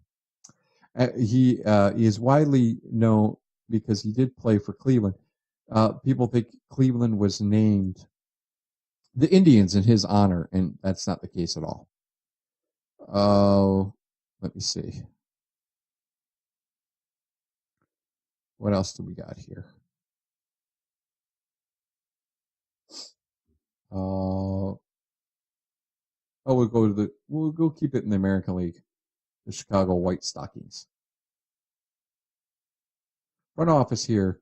Owner Charles Kaminsky. He will be known later as the infamous penny pinching owner who made ball players pay for their own uniform cleaning and led to the 1919 White Sox throwing the World Series. Good going, Charles Kaminsky. They play at Southside Park right now, which is just a temporary thing. Fred Andrus, he was a former pitcher outfielder for the old White Stockings, and he's former treasurer for Al Sporting's sporting goods store, which lasted quite a long time. And they also had the Spalding Sport newsletter or paper that would come up. And that was a big thing for baseball. Spalding Sport Guide. I had a couple of them and I read them. That's where I got a lot of my baseball history from, were those sporting guides from Spalding. They got them online if you look at them now. Some of the language you'll sit there and go, what the hell are they talking about? Because they use like old English terms and such. American colloquialisms back then were pretty odd. Clark Griffith, he's called the Old Fox. He developed, according to him, he developed the screwball and the knuckleball and everything like that. He had a wide assortment of pitches, as you can see.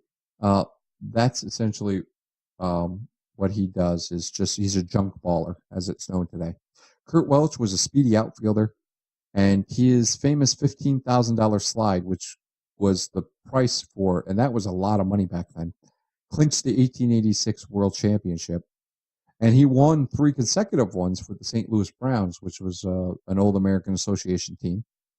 He hid cases of beer behind the billboards of Sportsman Park to drink at the start of innings. So, hey, he produced. Jim McCormick, first Scottish player in the majors. Of course, you knew I had to do something. I had to do something for the Scottish guy, right? Very first one. And he was great friends with King Kelly and Cap Anson. Probably a racist as well, along with those two guys. Bill Phillips. He was the first Canadian to play in the major leagues. He was consistently in the top 10 offense and defense in the league. And he was so well liked that Charles Comiskey, who I made him the boss, this is why I made him the hitting coach, told his pitchers to throw soft tosses to him when he was declining to retain his image as a great ball player. So he would throw cough balls up there. And he got Peekaboo Veach. That's just a great name. So I made him. He didn't really amount to anything. He didn't have any good career or anything of that nature. For these guys, Roy Patterson, he was known as the Boy Wonder. He was the very first starter in American League history. And he was a rookie. And he was still effective when he was let go. They grabbed Doc White from the Phillies. And so he pitched 10 years for the Minneapolis Millers after he got cut by the White Sox at that time. I think they were called the White Sox. They won't be called the White Stockings for very long. Jimmy Callahan, he later became a manager and he became an outfielder. All these other guys. Zaza Harvey, again, he will be an outfielder later on. Right now, he's a reliever, but really, I got him backing up a lot of people. And this is what happened. Like, see, he's a pitcher. He's a pitcher. He's a pitcher. A lot of these pitchers would play the field as well when they weren't pitching. In the lineups, Fred Isbell, Bald Eagle, which is a nickname he despised because he was balding earlier. Sandow Mertes. He's got great gap power. He's a stolen base dynamo. He can play shortstop. You look at it; he's just a great all-around utility guy. And you can see he had 7 home runs last year and 38 stolen bases for the New York team last year. Dave Brain, that's just a great name. Billy Sullivan Sr. His son, he's known as one of the best catchers when it comes to throwing out base stealers. So his catcher arm is way too damn low. So we're going to put that as 200. So, yeah, he had one of the greatest arms. Ty Cobb said he's got one of the best arms in the freaking league. He'll be overshadowed eventually by Ray Schalk, who becomes one of the greatest catchers longevity-wise that ever lived. So Billy Sullivan is just one of those ball players that was a very good ball player, but he goes down in history as just somebody that's kind of forgotten. Chicago, and now we got the Cleveland Blues. They were called the Blues. And now these guys are taking away Chief Wahoo forever. Charles Sumner's, again, see, you got Charles Sumner's, this is the weird part. See, Charles Sumner's here. I got one picture of him here. And then I got another picture of him for Cleveland Blues. See, he owned both clubs. And that was unheard of back then. And these are the big bushy mustaches that they had back then. Look at those handlebars with the wax tips and everything. Yeah, they would own stock in more than one ball club. Henry Killia, who owns the Brewers here, it was another guy. He would eventually buy the Red Sox from Sumner. And then somebody else would buy the Blues and all that kind of good stuff. It was a merry-go-round during the first 10, 15 years of baseball with the American and National League. Jimmy McAleer, Loafer, he is considered one of the best center fielders of all time. And he's one of the rare managers who love to pitch around and intentionally walk batters. He would do that to Nat Lajoie a lot. Chief Roseman, he was a halfway decent ball player. I think he was an outfielder. Ed Morris, he's called Cannonball.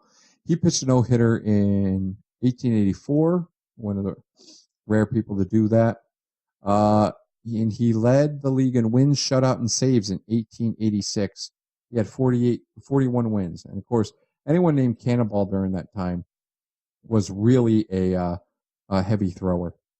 Harry Silkstocking Schaefer, he played third base or right field for the Boston Dynasty in 1871-75, then 76-78 in the National League. So he was there in the beginning. This guy, I think, is known. No, it was the first baseman. And then we got John Reese. This guy is called Bonesetter. This is a real guy. This was the main guy. This was the Tommy John, the Andrews, the Dr. Andrews of his time. Everybody would come to see him. I just wanted to put him. We had team trainers, so I said, the hell with it. I'll make him the Cleveland guy. So he was from Wales, and he'd help out some of his Welsh brethren as well over there in the UK. Here pitching, Bill Hoffer. This guy's pretty interesting in the fact that his winning percent, I don't think it shows here, but his winning percentage, he's the current leader in winning percentage. So I think he's got a 70% career winning percentage. So he's the closest one to Al Spalding. Will it last? I don't know. Cleveland's not a very good team, so he probably won't. Earl Moore, Crossfire, he was a guy that got wild, and then he eventually settled down, and you can see his potential's pretty good, but right now, not so much. He throws a lot of wild pitches. Let's see. Gus Wahang, yeah, he's another guy that's got a lot of career records. See, he's still hanging on here. Why they kept him here? He got injured. He was injured playing hurt, but and he wasn't very effective the last 4 years. But they still want him on the team, and he's not a very good ball player. But boy, he had a hell of a reign. 1887 to 1892. That was a hell of a run right there. So he's career leader in a lot of things. Lineups here: Ollie Pickering, McCarthy, Gennins, Canning with a chance. We talked about him. Bill Bradley. Bill Bradley is going to be one of the best third baseman when all is said and done. His defense is amazing. His infield range, he makes some errors, but he's got a great arm and he can turn the double play. And he's just an all-around pretty good damn player. I don't know what his personality is. Let's see. We'll go to the home screen. Team chemistry. No, he really doesn't have anything. McAleer is the leader, and they got two spark plugs here. Russ Hall.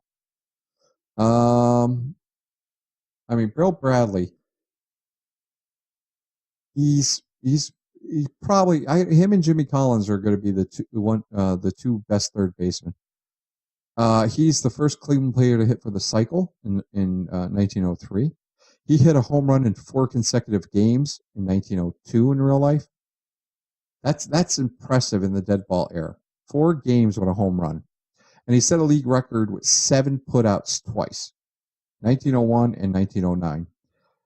And he played for the Orphans last year, and he did pretty well. Nobody else there. McAleer is still playing. All these managers are still playing for the most part, except for some of the really classic ones that got paid a lot of money over in the National League to run it. So here we have the Detroit Tigers. They're owned by James Burns, who, as you can see here, he was a sheriff and a lawyer, all that kind of good stuff. A lot of lawyers would grab these teams back then. They could just do contracts. Billy Nash is the general manager. Billy Nash had a very good, successful career, as you can see here. Had 1,600 hits, which is impressive. 60 home runs. 267 stolen bases, and 800 walks, 803 walks. So he's on top of a lot of leaderboards. George Stallings, it was called Gentleman George. He was the very first manager to kind of use platooning, and he was superstitious and he was very nervous when he was managing. Davey Force, called Davey Tom Thumb. Why? Because he was 5'4" and 110 pounds. That's a small guy, even back then. He played 15 seasons as a shortstop, second baseman. First with the Washington club, often forgotten Washington Olympics in the National Association. They were basically the ones that got beat on all the time. Frank Dwyer is the pitching coach. He gave up Roger Connor's 123rd home run, which is what set the record during that time. So, and he also umpires. I just thought that was pretty good. I just thought that was a pretty good tidbit. Make him a pitching coach. He's like, crap, I gave up like the career-leading home run that may never be broken. Little would he know. Tom York, he was a member of the Troy Haymakers in 1871. So of course I had to put one of the first Troy Trojans in here. Well, no, they were called the Troy Haymakers. Then they were later called the Troy Trojans. He was player manager for the Grays in 1876. And he played 15 seasons. Mostly as a left fielder because his arm wasn't so strong. The pitching staff here, I mean, a lot of these guys will be elsewhere. They really didn't stick around Detroit. Detroit was a half-ass team back in the beginning. He's got a great work ethic. Ed Seaver has a great work ethic, and I think he later went on to be with the St. Louis Browns. It says here Detroit, but I don't think that's accurate. Emil Frisk, again, he's a relief pitcher here, but he also played in the outfield a lot. Lineups and depth charts here. Out of the guys here, Jimmy Barrett, he was an often injured guy. He was a very good center fielder. Kid Eberfield, this is a guy interesting, the Tabasco Kid. They call him the Tabasco Kid because when he played shortstop, he would get spiked a lot, and you get spiked with metal spikes. And there was a chance for lead poisoning, just simply because of the way they manufactured those spikes. You could get lead poisoning and die playing baseball back here if you got spiked. He was also named that for its fiery temper, and he once threw a clump of mud into an umpire's open mouth. He leads the league in ejections. He gets ejected all the time. We will see him because I got him as high controversy. I don't have him high enough. There we go, 196. But he's also a smart ball player, so he's not disruptive or outspoken, but he'll get in fights a lot. The Phillies wanted to pick him. He played for the Phillies, and they picked him over Honest Wagner, of all people. Jesus, man. He played for a minor league team, Detroit, in 1900. His legs are badly scarred, like I said, from spiking, so he pours whiskey on them to cauterize them. And his great-great-grandson was my economics professor. So there's a little tidbit for that. Because we got to talking, and he said, yeah, my granddad played baseball. And I went, who was he? And he said, he was, his real name is, I think his name is George Elberfield. He was just like, yeah, it's Kid Elberfield. I said, oh my God, I know about him. I know that name. So yeah, that's a pretty good tidbit. So I kind of like Kevin Baconish goes all the way down there. Milwaukee was in the Lloyd Street grounds, which would be played in minor league because the Milwaukee Brewers, they'll be gone next year. Milwaukee Brewers, this is their only league year in Major League Baseball as this Milwaukee Brewer team. They would later come back because they picked the team and they were like, hey, how about those Brewers, But this is the only time this Milwaukee Brewers team would later go on to be in the American Association as the Milwaukee Brewers. So their squad and their front office, they're owned by Henry Killia. Like I said, this guy was an old football player. He is the godfather of the American League. most people, if you say to most baseball historians, Van Johnson, they know who that guy is. Van Johnson, John McGraw hated him, and he left the Baltimore Orioles because of Van Johnson, and he was authoritative, and he wanted to build. And Van Johnson had a point. He had success. He was the guy that he was the Donald Trump of his time. He was a no-nonsense guy. Things were his way. He was going to make it his way, and he knew this is the best chance for success. Van Johnson was right. It was the best chance for success. And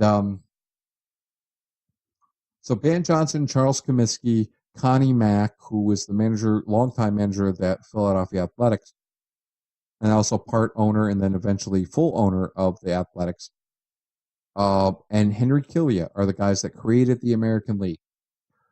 Van Johnson is known as the father of the American League to this day.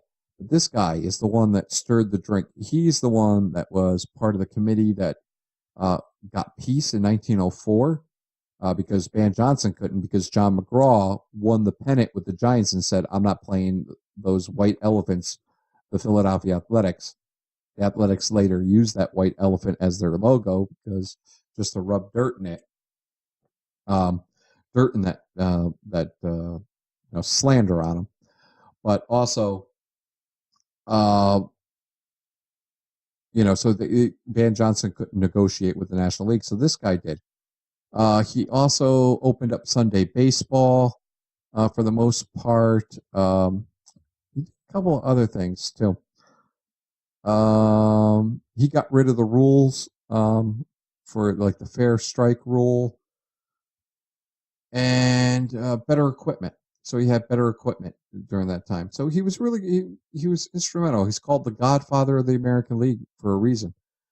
He would later try to buy. He later would buy the Red Sox, and he then sold them. He wanted to buy the Cleveland team, but couldn't buy the Cleveland team. So he eventually bought the this Milwaukee Brewers team in the American Association way later in the future. He died in his law office, and his daughter took over the Milwaukee Brewers, and she became really the only female owner in the league in professional baseball during that time. So the first one was the St. Louis Cardinals' wife, one of the wives of the Robinson, not the Robinsons, after the Robinsons sold them to Vanderhay, maybe. But the wife became like of the St. Louis Cardinals probably 8 to 10 years from now. She'll become the very first woman owner of baseball. All right, so front office here. My voice is running out. I told you I could talk forever about old-time baseball. This guy, first ball player from Quebec. So the other guy was the first ball player from Canada. But this guy is the very first one from like the French-speaking. Because back then, it really was split. It was like, we're Quebec. We're not really Canada. They really did. We're the French people. Hugh Duffy, Sir Hugh Duffy, very, very upstanding, very well-liked and respected leader and ball player. He did try out for Cap Anson, and Cap Anson said, "No, thanks. We already have a bat boy." So that's pretty funny. But Hugh Duffy would go on to break a lot of records, and he's still like top 10 in a lot more. And of course, he holds the single season batting record with 440 in 1894. So Cap Anson, you're kind of wrong on that one. Sorry, buddy. The bench coach, Alex McKinnon, he was the first ball player to jump his contract. It's called jumping, and we're going to be doing a lot of jumping from 1901 to 1904. National League players jumping to the American League and vice versa. All ball players trying to get the easy paycheck. He has the major league record for lowest fielding percentage for a starting first baseman. He's got 955 in 1884. He died. He's dead, really. He died from typhoid pneumonia, which was another big thing back then. It killed a couple of ball players, typhoid. But I just couldn't resist not making a bad fielding first base the bench coach, who really is the fielding coach for the worst team in Major League Baseball. Because these guys are the worst team. Milwaukee will be the worst team. They got a horrible team, and we'll show you that. Hitting coach is Dickie Pierce, one of the most famous ball players of the day. He was probably the first ball player to get paid for playing. He pioneered the shortstop position. He created the tricky hit, which is called the bunt now. He umpired in the 1880s. Tom Dolan, he's a catcher, so a pitching coach. I decided to make them, catchers, pitching coaches, and managers. So that's that guy. Pitching. Look at this pitching. Look at all overall ratings. There's really not any good. The best pitcher that they have. This guy's got a strict, 4-man rotation. Okay. So this guy's middle relief, and he's also emergency starting pitcher. This guy's middle relief. This guy will make him a lefty specialist. This guy will make long relief. And Ned Garvin's the stopper, just in case he has to come in. Their best ball player is Ned Garvin. This guy is one of the few disruptive. He's selfish. His personality is selfish. Yep. So this guy frequently in violent fights, like off the field violent fights with knives and shit. He's also suspended. He'll throw at batters. He'll throw at their head. He's such an asshole. He's a heavy drinker, of course, and he is not well liked at all. And I think that's what I got to do. Local. I'm going to put him as disliked. Yeah, dissension. Person. Oh, if I put him disliked, it automatically becomes disruptive. There you go. So he's disruptive. He's not very well liked. Honest John Anderson is probably Billy Maloney. He's a catcher here. He'll later turn into an outfielder or center fielder, and he will start stealing and leading the league in stolen bases. Right now, he won't. For whatever reason, when he was catching, he didn't steal as much, or maybe he just didn't steal with the Brewers because they didn't want him. Sunset Jimmy Burke, he's a horrible ball player, but he'll later become a very good manager. He'll have some stops in Major League with the Browns, but he'll also be a big-time minor league manager as well. Hugh Duffy, of course, is, this is his last hurrah. What are you going to do? I did not even do a depth chart on this one. That's horrible, dude. That is horrible. What are you doing? Okay, so I'll do that off screen because, God, you're just gonna listen to me ramble and ramble and ramble. But Honest John Anderson, you're not mistaken. He's from Norway. We have a Norwegian in the league. Probably the only one. Very rare.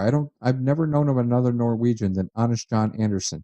And John Anderson, you wouldn't even think of it, right? You just think he's just an American English kind of guy. Now he is best known for, in real life, he's picked off first base. It was incorrectly stated he tried to steal an occupied second. So somebody was at second, and they said he tried to steal it when somebody already there. Now that wasn't wrong. That wasn't correct. It was later found out that no, he didn't. He was just a bad base runner. But that legend took off, and he was forever known as the guy that tried to steal an occupied second. So that's still known as pulling a John Anderson. It was. You could still call it that. Not a lot of people are going to know what that is, but for God, even in the 50s, it was called pulling a John Anderson. So if somebody does that and they go, wow, he pulled a John Anderson, well, there you go. It's from the Norwegian guy who tried to steal second, but really didn't. He became an American citizen last year in 1900. That's when immigrants became citizens. Here's Philadelphia. And like I said, this is Columbia Park. Front office, the owner, Benjamin Scheib, is 63. Later, he will die, I believe, and Connie Mack will take over. Connie Mack is like 40% owner of the club. Shibe Park will be named in Benjamin Shibe's. Benjamin Shibe will give it to his brother. His brother is the other Shibe, Thomas Shibe, I think. And then after that, Connie Mack will pay for the rest of the team, and Connie Mack will become the owner. And that is why Connie Mack managed into the 50s. And then as soon as Connie Mack died, gave up the reins of managing. Then he died. As soon as he died, somebody bought him and moved him to Kansas City. Now, some of these logos these just came with the game. They just preloaded in 1901. This should not be here. It really shouldn't. You can see there, the team settings there. Can I do this here? Team settings. I don't want that. I want, let me see. Up. I say the athletics. You got Kansas City, Oakland, Philadelphia. Let me just put the small one. There we go. We'll do the small one because I can't stand that one. They're not called the White Elephants yet, so why would you have that as their freaking thing? I mean, this is why this game is great for modern day baseball, but not so much historical because you can't really immerse yourself into it. All right, so the front office. I got the owner there, Connie Mack, winningest and losingest manager of all time. He was the beginning of the smart catcher that couldn't play, that turned into a great manager. Again, he's part owner of the team. He was a player manager of the Pirates in 1894 to 96. And he was the manager of the Brewers for the last 3 years. And he signed this guy called Rube Waddell, who we'll get into a little later about that eccentric fool. Let's see. So the other side, Candy Cummins. There you go. So Candy Cummins, Fred Goldsmith, like I said, most reports, when we go look back at it, say that Fred Goldsmith was probably the inventor of the curveball, but Candy Cummins gets all the praise because that's what happens. Abner Doubleday did not invent baseball, but it made a good story, and they wanted it in Cooperstown because that was the center of baseball at the time. It was away from New York City. It was towards Pittsburgh. It was closer to Cleveland, and that was baseball universe back then. Chicago, it wasn't so far away. I mean, back then, Milwaukee just seemed like so far away from everybody, and down south, like Washington, D.C. was Washington, D.C. was the furthest team south in Major League Baseball. So there you go. Sleeper Sullivan. Old Iron Hands Sleeper Sullivan. I think he was the guy. I think he botched the play, Sleeper Sullivan. Or no, I just picked him. He was from Ireland. I picked him up just because he's his name. It's just meh. But yeah, he's a bad, and Philadelphia shouldn't be so good this time around. Hitting coach, he was a first baseman in the 1880s. Nobody really big there. Their pitching staff. We got Bill Bernard, called Strawberry Bill.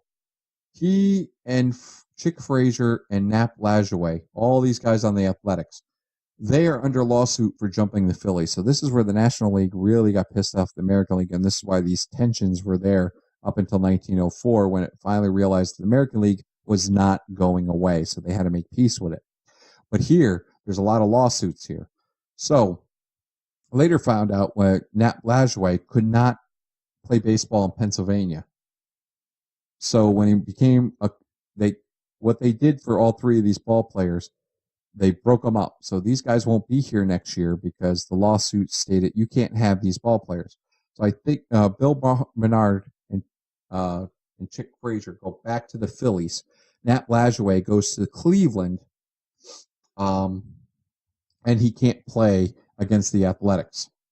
So Nat Lajoie didn't play against the Athletics for at least a couple of years. I think 2 seasons he couldn't play in Pennsylvania because under the injunction, he could have been thrown in jail.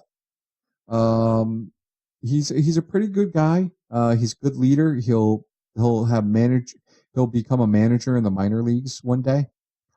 He does throw a lot of wild pitches though, so that's his big thing. Eddie Plank will become one of the best pitchers of the dead ball era, and one of the big reasons that the Athletics will become World Series champions and make the World Series a good number of times from here till 1920. And he lasted a long time. I think he pitched till he was 38 or something. He's only 25 and he's a rookie now. He'll probably win Rookie of the Year. Lineups here. Doc Powers. Doc Powers, he caught a fly ball and he stretched his abdomen. He collided with in Columbia. Was it Columbia Park? Yeah, it was Columbia Park. It was just a fencing along the line. He caught that and he ruptured something at his abdomen, and he later died from it. So back then, yeah, being a catcher was hard. So he died young, and he died from injuries. He didn't die on the ball field, but he died from injuries that happened on the ball field. Harry Davis, Jasper, he is a good leader as well. He's probably one of the captains on this squad. If we look at the front office, if we look at the homepage, meet the team. Yeah, no shortstop, team chemistry. No, he's a spark plug, though. He's a spark plug. There is no shortstop, which is bullshit. McKinney's so bad he doesn't even show up as a shortstop. He doesn't show up. He's so bad he won't show up. I don't know. I have no idea. Bad relationship, Lav Cross. That's really weird. Lav Cross is like the captain, and he doesn't get along with the manager, Connie Mack. That doesn't bode well for these guys. But Lav Cross, he's an older ball player. He is 34. He is his brother Frank Cross, playing for the Blues. His older brother was a catcher in the 1800s. He's the captain of the Athletics. They did have captains back then. They did choose them, and this is the guy that would go and talk to the manager and ownership group about certain things the players are feeling, especially when it came to money. He was the player manager of the Cleveland Spiders. 1899. He was the manager in 1899. So 1899. Let's go back to Boston Americans. Pitching, Cy Young. 1890. No, he went to St. Louis. Yeah, Cy Young was one of the players they took from Cleveland and threw to St. Louis. And that's when 1899 the Cleveland Spiders became the worst team in the league. All right, so that was that. I was thinking, I was like, man, I know Cy Young played for the Spiders, but I don't know if it was the worst team of all time, Spiders. Nope, Lav Cross was the manager of that team. Oh, poor guy. He got thrown out. But after he did that, he went to Brooklyn and he won the championship with them last year. So Brooklyn's the reigning champion, as it were. There was no American League last year. These guys were all in the Western. These guys didn't exist, and all the other teams like Chicago worked for the Western League. Anyway, so Columbia Park here is such a big gapping thing that it is so good for right-handed hitters. That's why Nap Lajoie broke records during this time. Dave Fultz later became a lawyer. He tried to bring free agency into play when the Federal League came into play in 1915, because that was players breaking off and trying to get it. And so he tried to pull, I want free agency. And he got defeated. Sox Siebold, what a great guy this guy is. He is a big home run hitter. And Sox and Harry Davis will be a big 1-2 punch, because you can see he hits home runs too. This guy hits a good amount of home runs, and he will during the time. So Sox Siebold and Harry Davis are like this 1-2 punch of home run hitters, and Nat Lajoie just hits he'll hit a good number of home runs, but he hits a lot of doubles. So it's a high-scoring affair, but the pitching isn't that great, really. It's just it isn't that great for the Athletics. Not until Eddie Plank comes into play and they get a couple of more guys. So that's it for the athletics that I know of. Athletics, and then we got the other bad team. And the only reason the Washington Senators of this time are not the worst team is because the Milwaukee Brewers are here. And the St. Louis Browns, they'll grab a lot of players from the Cardinals next year, and Washington will go into what their reputation was, which is first in the nation, first in our hearts, last in the American League. That was what the Washington Senators were always known for in the first at least 20 years of baseball. Was they were last in the American League. They got a number of players. They got this guy Pop Foster, this guy Sam Dugan. They had good years in 1901, but then they just faded into existence, and they went to have very good. Oh, we actually have dehydration. We actually have an injury before the season starts. That's kind of odd. So, but they were never hurt. They had long minor league careers, but Washington just got rid of them after this year. So hopefully they'll be back. Mike Grady set a good like the modern day record for home runs in the National League. So he's going to go get traded to Brooklyn. Boiler Yard Clark is one of those everlasting guys. He's going to last a long time in the league, or in real life he lasted a long time in the league. He came up and he got like the modern day longevity records. So he was right behind those 19th century catchers, and he was one of the first. I'm a catcher. That's it. I'm just a catcher. I don't play outfield. I don't play this. I don't play that. I am just a catcher. So let's look at the front office here. The owner, Fred Postal. He's just a guy that's like part-time with Ban Johnson. Ban Johnson owns a part of this Washington Senators team, and he did so to get close to lawmakers in Congress back then. But Fred Postal was the guy that did the day-to-day stuff. Young guy, not really important when it all is said and done. I think he gave up the reins by 1902, and we'll see who it is. Usually I have to look those up. Later, Clark Griffith would become the guy who's the pitcher for the White Stockings now. He'll later become the big owner of the Washington Senators. It'd be under the Griffin, and then later Calvin Griffith, and then it goes to and then they move to Minnesota and the Pollards, Carl Pollard, and then his son take over. So Washington Senators probably one of the few teams, this incarnation of the Washington Senators, because there's been three. This one is probably the one that usually had like the lowest ownership changes, to tell you the truth, which is shocking. Jim Manning was a utility player. Oh, Jim Manning will take over. This guy owns part of the club, so I think he takes over a good part of the ownership next year. Joe Gayhart is move up. Joe Gayhart, he played 15 seasons primarily as a second baseman.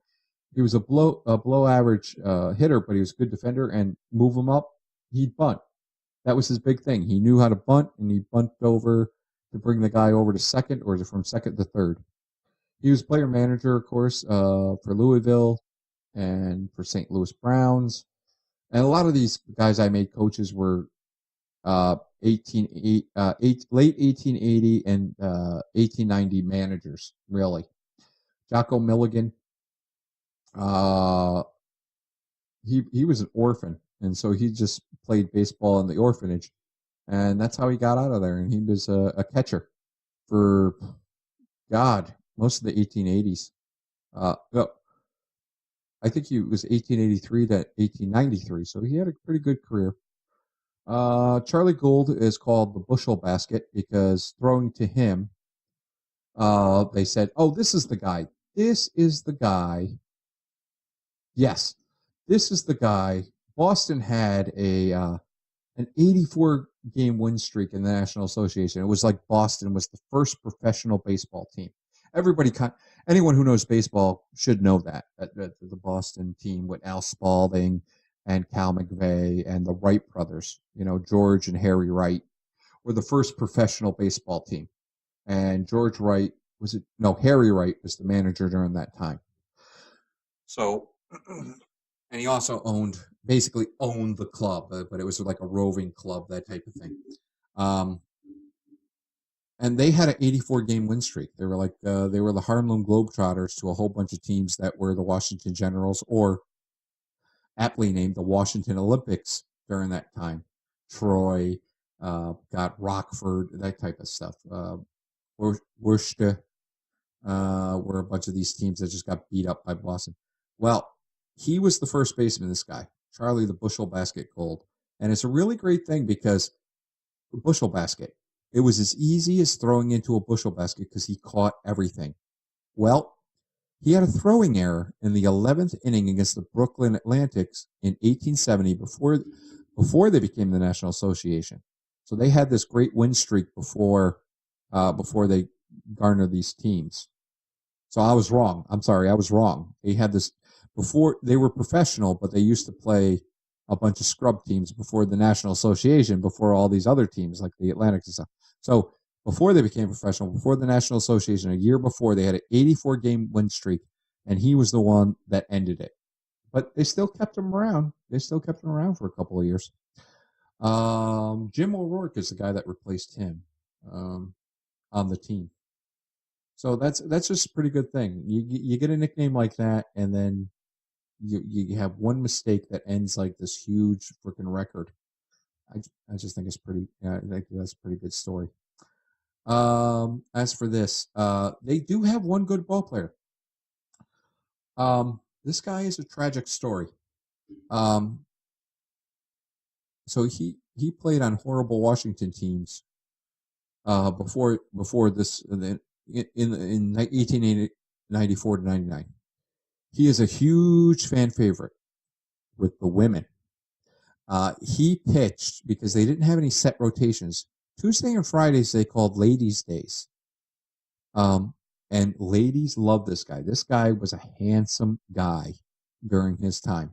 And Google him up, Win Mercer online. He got ejected one time by an umpire called Bill Carpenter in 1897. Oh, and Bill James does these books like the historical, this historical abstract, baseball abstract. Bill James, during this time, I think he said, let me see.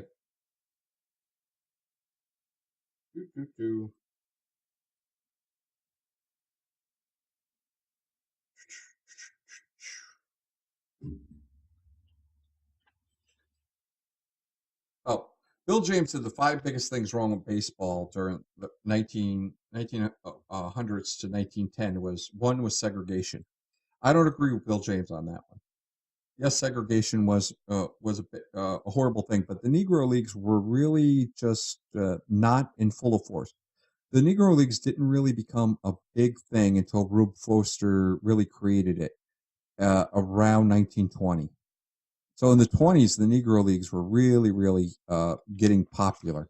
And then by the 1930s, it was booming because a lot of black people came from the South into the North and more opportunity. They had a little bit more leeway. There was still racism and stuff, but a lot less in the North than, of course, in the South. But during this time, there was not a lot of organized black baseball. So segregation, as much as it was horrible, I just don't think it was a big problem like it was, say, in 1920s. Like if you look, what's the biggest problem in baseball in the 20s? Segregation. I'll agree with you on that one. Number 2, he said substandard umpiring. This is why. Yes, that would be number 1. Because this umpire, Bill Carpenter, ejected Mercer in 1897 on one of these ladies' days. The women flooded the field, pushed down Carpenter, and ripped his clothes off. I mean, and they weren't trained. They really didn't know the rules of the game for that much, for that part, and they were given into just emotional outbursts. So umpires got in fights with players. So substandard umpire, I would say, would be the number 1. Fan violence would be number 2, like we stated there. Labor management and bickering. I would say yes, because towards 1910, it was a lot more with labor and management, but it was also between the leagues as well. A lot of jumping and all that kind of stuff. I would say that, like, player jumping would be that. Even though it happened for 4 years, it was still a huge thing wrong with baseball. Rumors of player dishonesty, yes, they were throwing games back then, even before the White Sox scandal in 1919. Ball players were throwing ball games back here, especially around 1905, 1906, when it started becoming popular and baseball was coming into full force. That's it. And then 5, I would say it was segregation back during this time. Now, Win Mercer, in 1903, he had an advanced pulmonary disease, and so he took his life in 1903, and he was only, what, 1901, so he was, well, he was under 30, so 28, 29, what's his birthday? Yeah, so barely 30 years old, or not even 30 years old. And then Pop Foster here, of course. He did well with the Giants last year in 1900. He played well on paper. Then he went to the White Stockings, and then he never played. But he spent 14 years in the minors, right? And he hit 310 of those seasons out of those 14 seasons. So why? I don't know. It's probably, in this game, I made him a subpar fielder just because that's usually the case when you look at somebody and they hit. If we look at his real life stats, again, I don't know where the stats come from that they poured down, but it's driving me crazy. But he'd hit 279 and such, and that was really good. But for some reason, no, they didn't think so. Washington played in a new ballpark called the American League Ballpark, which was very pitcher friendly, which makes his accomplishment even better. So Boston Bean Eaters got the front office here, the owner here, Arthur Soden. Not a really personable guy. Usually got pushed around by the other National League owners like Brush and the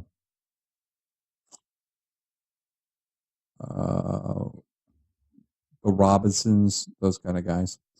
General manager Herm Doscher, he played third base, and his son might be the first son. I think his son is Jake Doscher. He'll be playing in a couple of years. His son is probably the first son of a ball player to play Major League Baseball, so he started that trend. My boys playing baseball. Frank Seeley. He won 5 titles with the Bean Eaters. He loves defense and pitching, and his 1892 team was the first to win 100 games. Charlie Bennett he played 15 seasons, 992 hits, 340 on base percentage, regarded as one of the best defensive catchers of the 19th century. And he and Ned Halen were the only players around for all of Detroit's National League years. Mickey Welch, Smiling Mickey Welch, third pitcher to amass 300 wins. He holds the record for most consecutive strikeouts to begin a game with 9. So that's pretty impressive.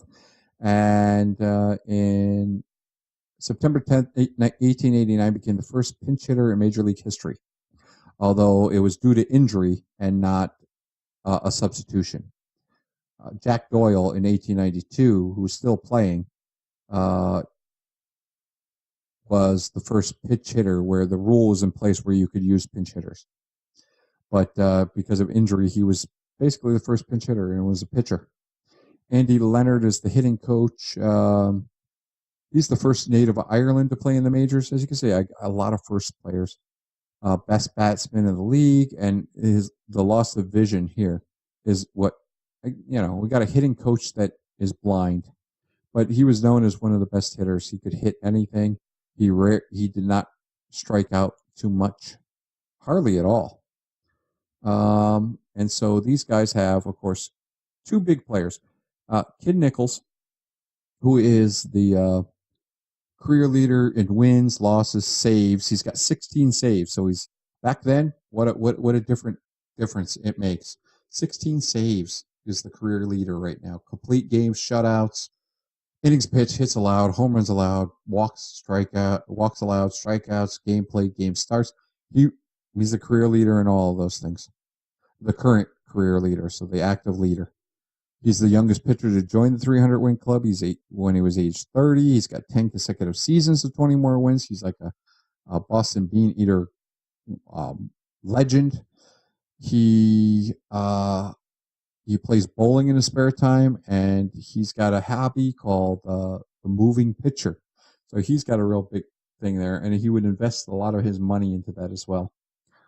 Vic Willis. Actually, Vic Willis is another one. Delaware Peach Vic Willis. He's one of those guys that was just hard up to get a win. He wouldn't win a lot of games because he was on a lot of bad teams, but he was a good pitcher for a very long time, Vic Willis. So we'll see how that goes. We'll see if he could turn his fortunes around because, again, Vic Willis, as you can see, he's the best pitcher here.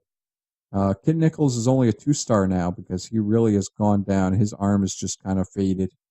But Vic Willis is the new kid on the block, and we'll see if he can do anything. But the Bean Eaters really don't become anything in the National League for quite a while.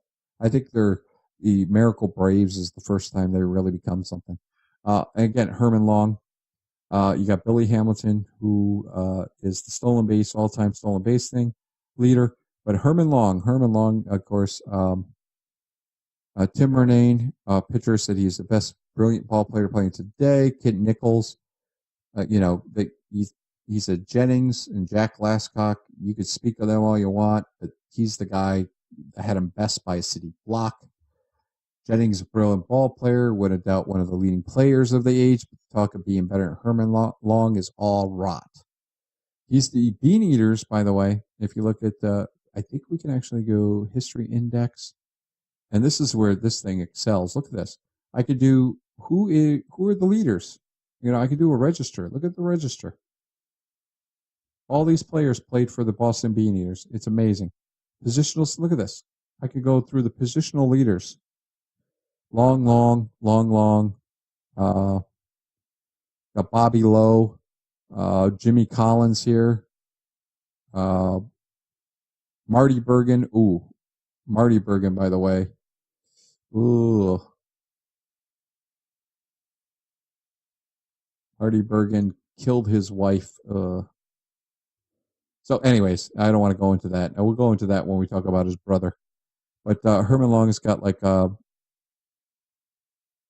all the leaders, all basically he's the all-time leader in games for the Bean Eaters, at bats, runs, hits, total bases, singles, doubles, triples, homers, stolen bases. So, and he's the single leader Bean Eater in at bats for a season.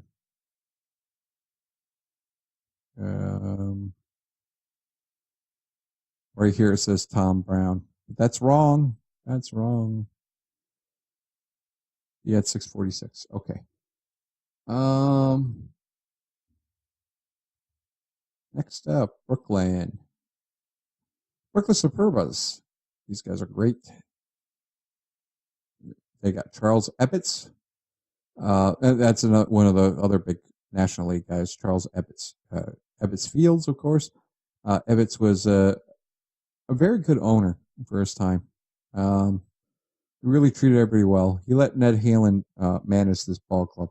He made the final defensive out in the first perfect game, which was on June 12th, 1880. Lee Richmond, a guy you won't hear about, but he's in the record books. But he's like mid-tier. He's like 8th in a lot of career stuff. But Lee Richmond did the very first perfect game. And he made the final defensive out, Ned Halen. He's the inventor of the run and hit. Most people say it was the hit and run. But no, there's a difference between the run and hit and the hit and run, right? So as soon as you hit the ball, you take off and you run. That's the hit and run, of course. But a lot of what people think is the hit and run now is if the base runner just takes off and then you attempt to hit it, that's a run and hit. That's the difference between the two. So a lot of the things you see now when people go, oh, they're doing the hit and run, it's really a run and hit. So because if the guy misses, the other guy's usually thrown out at second base if he's not a good base stealer. He was the manager of the infamous 1890s Baltimore Oriole teams that John McGraw's now doing, and he did the rough and tumble, very fast-paced baseball. But John McGraw, of course, and Jesse Burkett and all those guys, they were, they overrode a lot of his decisions. The Superbas are named after his acting company and play, the Halen Superbas. He runs with his brothers. I put this Charlie Morton here because Charlie Morton was as the manager, he had the first black players, which is Fleetwood and Welday Walker. He only played season. And so he's trying to end segregation. See where this is going? So Charlie Morton, 46 years old, he's trying to end segregation. Ned Halen was also a guy who wanted to end segregation in baseball. So these guys are two guys, peas in a pod. We may end segregation well before it was ended in real life. Just to keep something in mind. Ed Dugan, he just a 1-year pitcher. I usually grab some guys. I would grab some, like I said before, I would grab some 19th century player managers, but I also grab like 1-year players, and because if you can't teach, right? So if you only had one season or a couple seasons and you were a subpar player, maybe you'd be a good coach, and all those personality traits are usually generated randomly. So if they had good leadership and they had good work ethic, I usually made them a coach if they didn't do anything.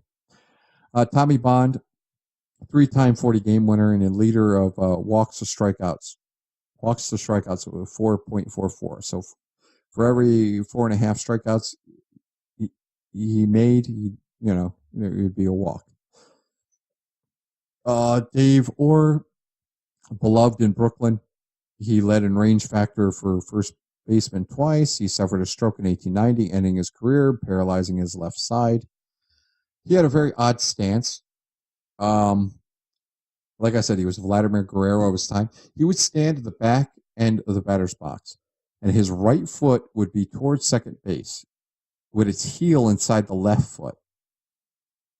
Now, you go, wow, who would hit like that? Well, a very famous home run hitter that played for the Yankees would later emulate Dave Orr's batting stance and go on to be the all-time home run leader.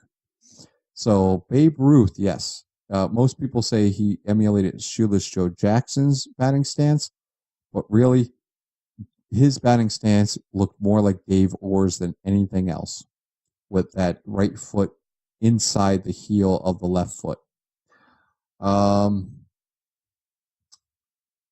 And these guys have their pitcher.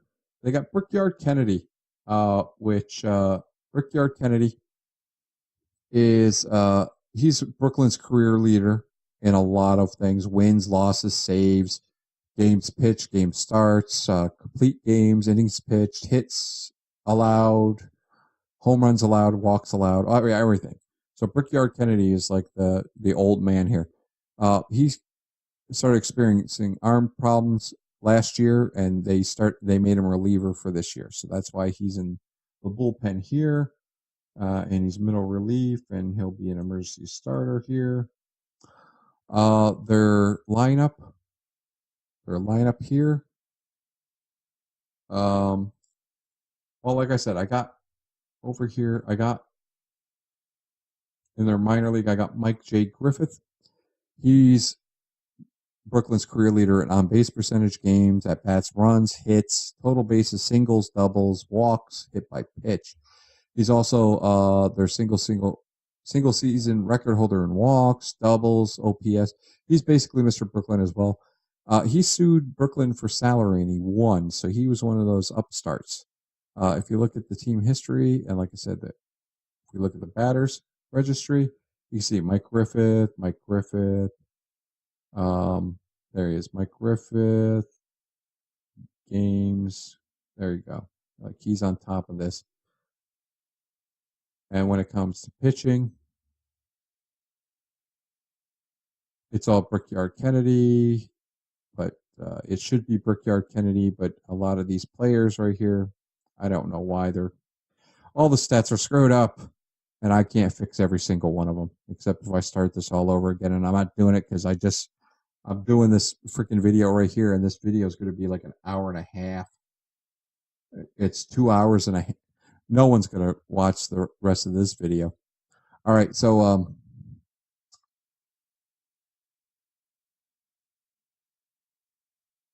let's go on to the Chicago Orphans. Chicago Orphans, their front office, their owner is Albert Spalding. So I made him the general manager, which was usually par for the course during that time. The manager or the owner would be the general manager typically. Usually it would be the manager, but Al Spalding was one of those guys that was knew enough about baseball. I mean, he led the league in wins the first 6 seasons in the National Association. He's the career leader in winning percentage at 796 and walks per 9 with 0.49, right? So he's also the owner there. So he knew what he was doing. So Tom Loftus, this is his first managerial job since 1891. He won't last long. I think he gave it up right after this. Pop Corkhill, yeah, I think he did. And who took over? Sealy took over, I think. Yeah, Sealy took over. And then Sealy died early and Frank Chance took over. And that's when the Cubs became big. But it was all Frank Sealy, by the way. It was all Frank Sealy that built those powerhouse Cubs team. Frank Chance just took advantage of it and didn't screw it up, right? Pop Corkhill, he had 5 fielding titles in his career. This guy was a very, very good fielder. I hope 192. Yeah, he should be a really good fielding teacher. Dick McBride, he was the player manager of the Athletics of the National Association, 71 to 75. He was also a soldier in the Civil War. So there you go. One of the last remaining guys. This is one of the last remaining Civil War veterans. It will be the last one in the major leagues, Dick McBride. At least in our universe. Ed Jumbo Cartwright. This guy's a big guy. You can see he is 5'10", 220. So it's his weight that's big jumbo. First baseman from 1890 to 97. 923, 1890. He had 7 RBIs in a game, which is basically a single season record. It was for a very long time. Their pitching staff. Jack Taylor is their big guy. Jack Taylor, this guy set a major league record that will probably never be broken. And it's one that they never talk about. But every time they go, unbeatable records, they talk about Joe DiMaggio's 56-game hitting streak. Talk about Cy Young's career wins. I mean, the game could change and Cy Young's record could fall. But this record, he's got what I always say is the most unbeatable record in baseball.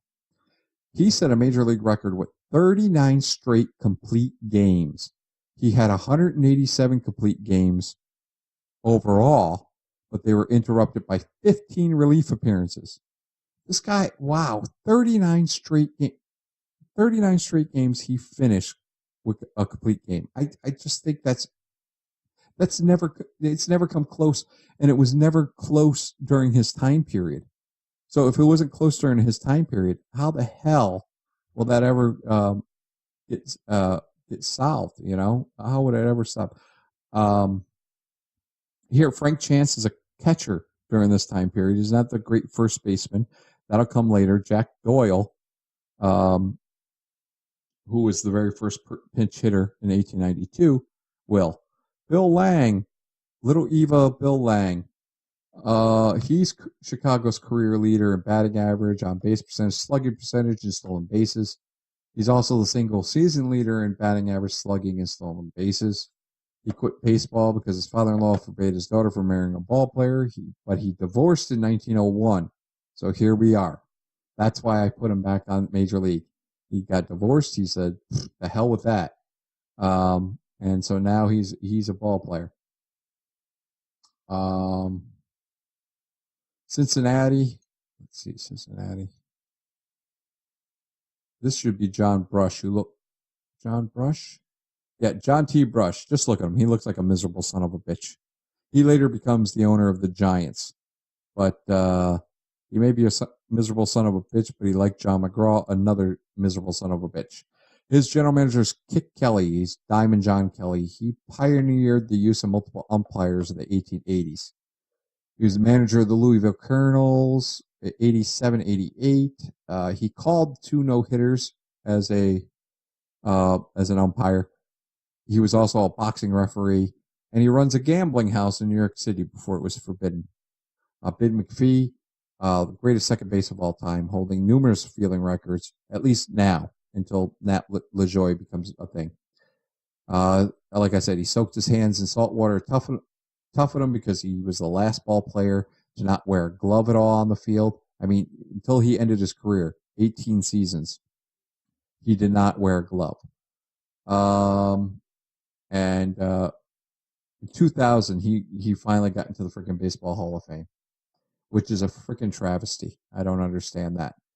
Bill Delaney, he was a one-off player. Nate Hicks, that's the guy. Nate Hicks was the guy that helped Candy Cummins develop the curveball by standing directly behind the batter instead of 25 feet behind. This is the guy. I knew I would recognize the name when I saw it. He's also a Civil War veteran, but he's 55. Actually, you know what? He might, who knows? He might last more than Pierce. Former player and umpire Bob Ferguson broke his arm with a bat after an altercation. So he got beat up by Bob Death to Flying Things Ferguson. Think about that. Death to Flying. His arm was flying, it must have been.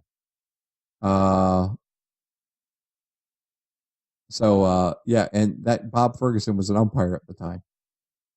This guy, Nate Hicks, is also a professional singer, and he owns a billiards academy, which was a big thing back then. No basketball, no football was around. Basketball was just getting started, but billiards was the big thing. In fact, Johnny Kling, who was the big key to the Chicago Orphans, quit baseball to go into a billiards tournament. And when they did that, the Cubs didn't make the World Series, didn't even come close to the playoffs. I think they finished third without a catcher. Just one guy. Jumbo Davis, he was a third baseman, for at least 8 years. So he was a good player. Noodles Hahn, here's the guy. Noodles Hahn, #1. He's rated the #1 pitcher. I mean, go figure. He's rated 4 stars. He's rated the #1 pitcher. Got Amos Rusty in here too. His real name's Frank.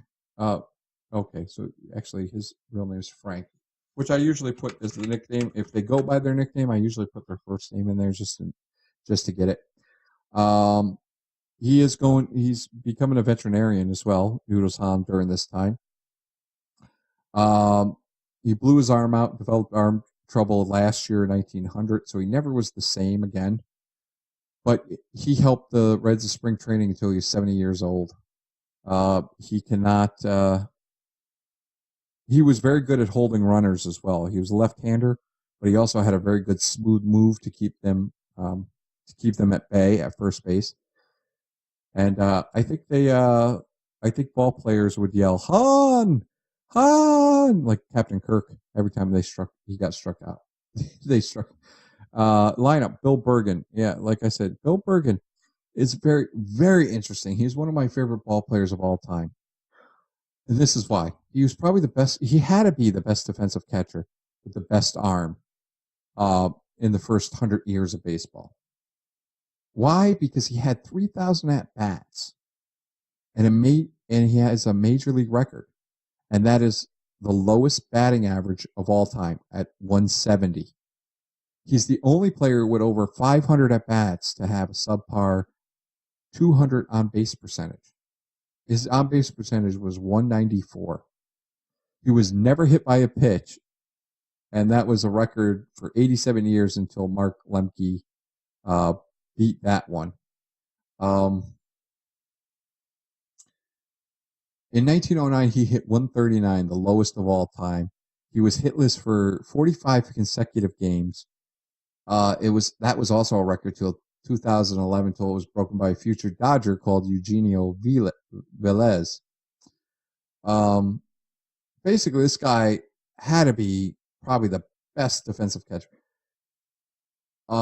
Win shares has him as the second best overall catcher in dead ball. He's ninth all time for assists, despite playing an average of 80. Like in real life, he's ninth all time for assists. He only played an average of about 100 games a season for 13 years.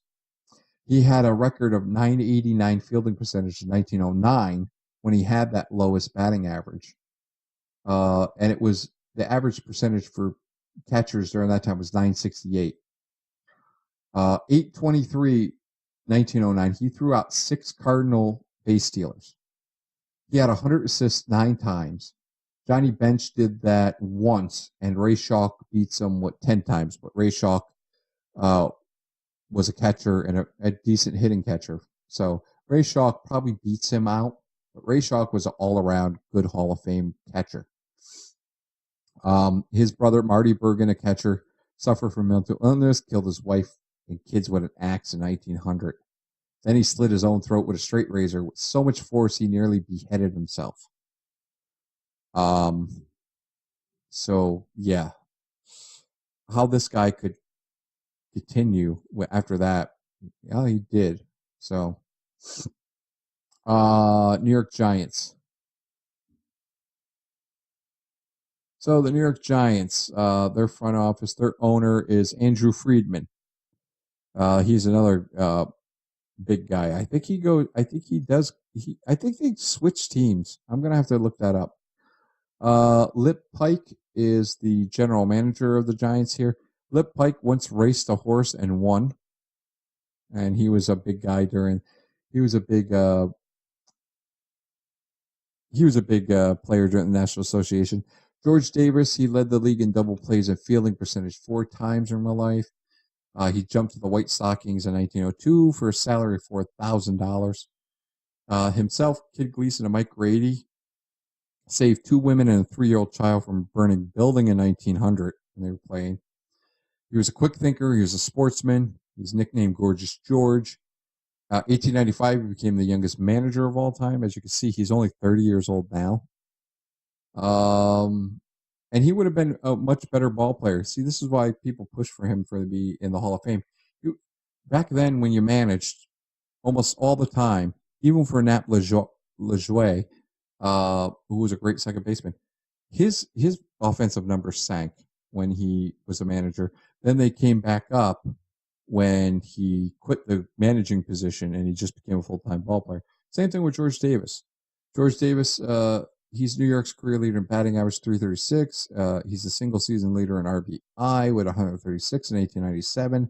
Triples 27 in 1893. Total bases, on base percent, slugging, all those. The bench coach, Arlie Latham, like I said before, he was he played third base for almost 20 years, 1880 to I think 1900. So it was 20 years. He wasn't a fast player, but he's one of the best base stealers of all time. He's got 738 stolen bases. He was the first coach. He's responsible for the coach's box. Like I said, he used to distract pitchers. He was known as a very funny guy, but he was very obscene. One of his pranks in 1909 and a subsequent fight between him and Cy Seymour resulted in Seymour being released from the Giants. So sometimes his pranks went awry.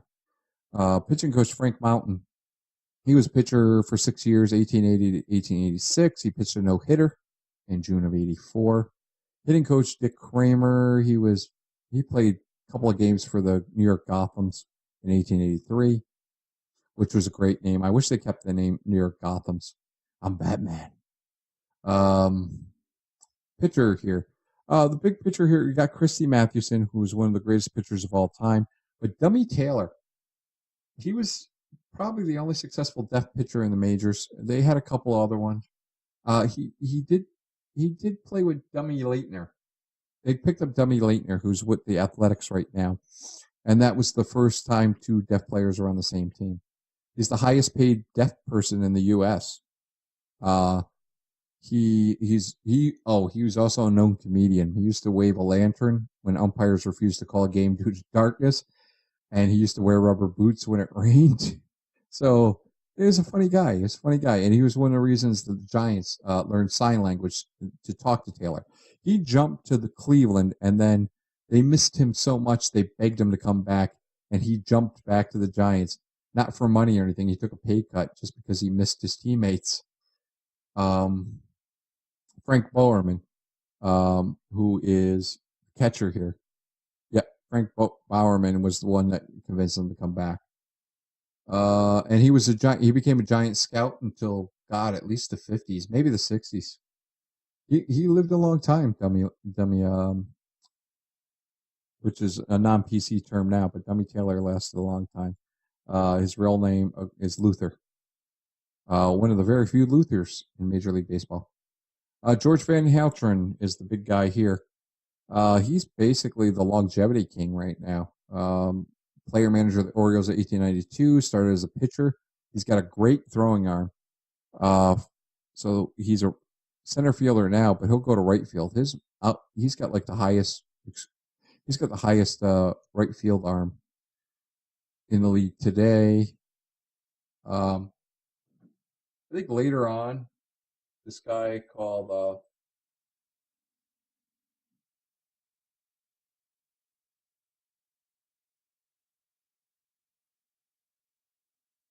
Mike Mitchell. Mike Mitchell will later become like a better throwing right fielder than him. He's got amazing arm, Mitch Mitchell. The assist he threw, I think he's still got the records for assists, Mike Mitchell. In 1902, in real life, he broke his ankle. That basically ended his career, or else he would have had a lot of career records by the time he left.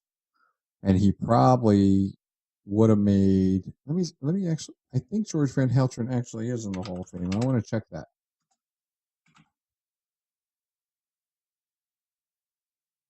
No, he's not. No, he's not. Rip is his nickname, but he probably, if his career didn't end in 1902, he probably would have made the Hall of Fame.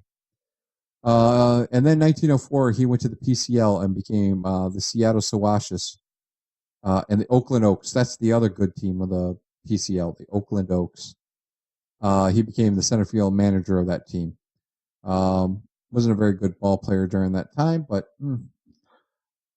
Philadelphia Phillies, they're in like the Huntington, not the Huntington. That's the Red Sox where they played the first World Series. Huntington Avenue. This is the Huntington, D-O-N, Street Ball Club.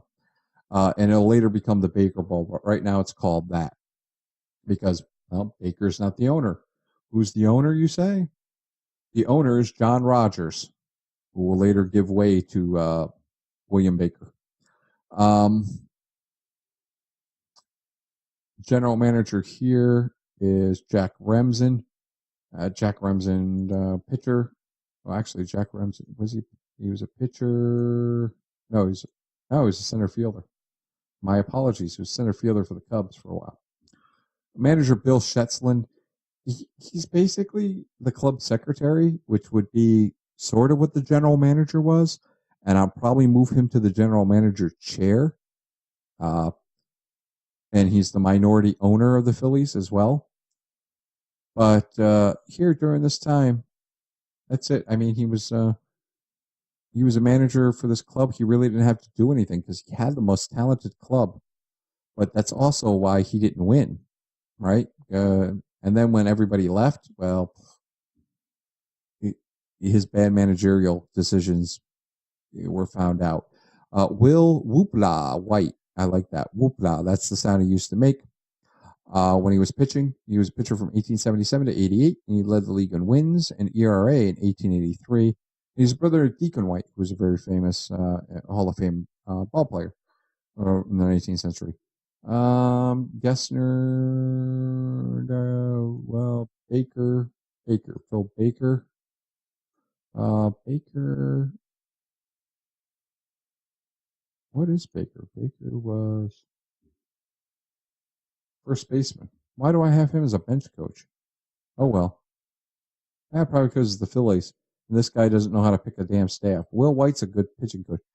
Hitting coach Jumbo Shrek, 6'3", 223, one of the biggest players of the 19th century. That's why I basically said it. He was a first baseman for about 5 years.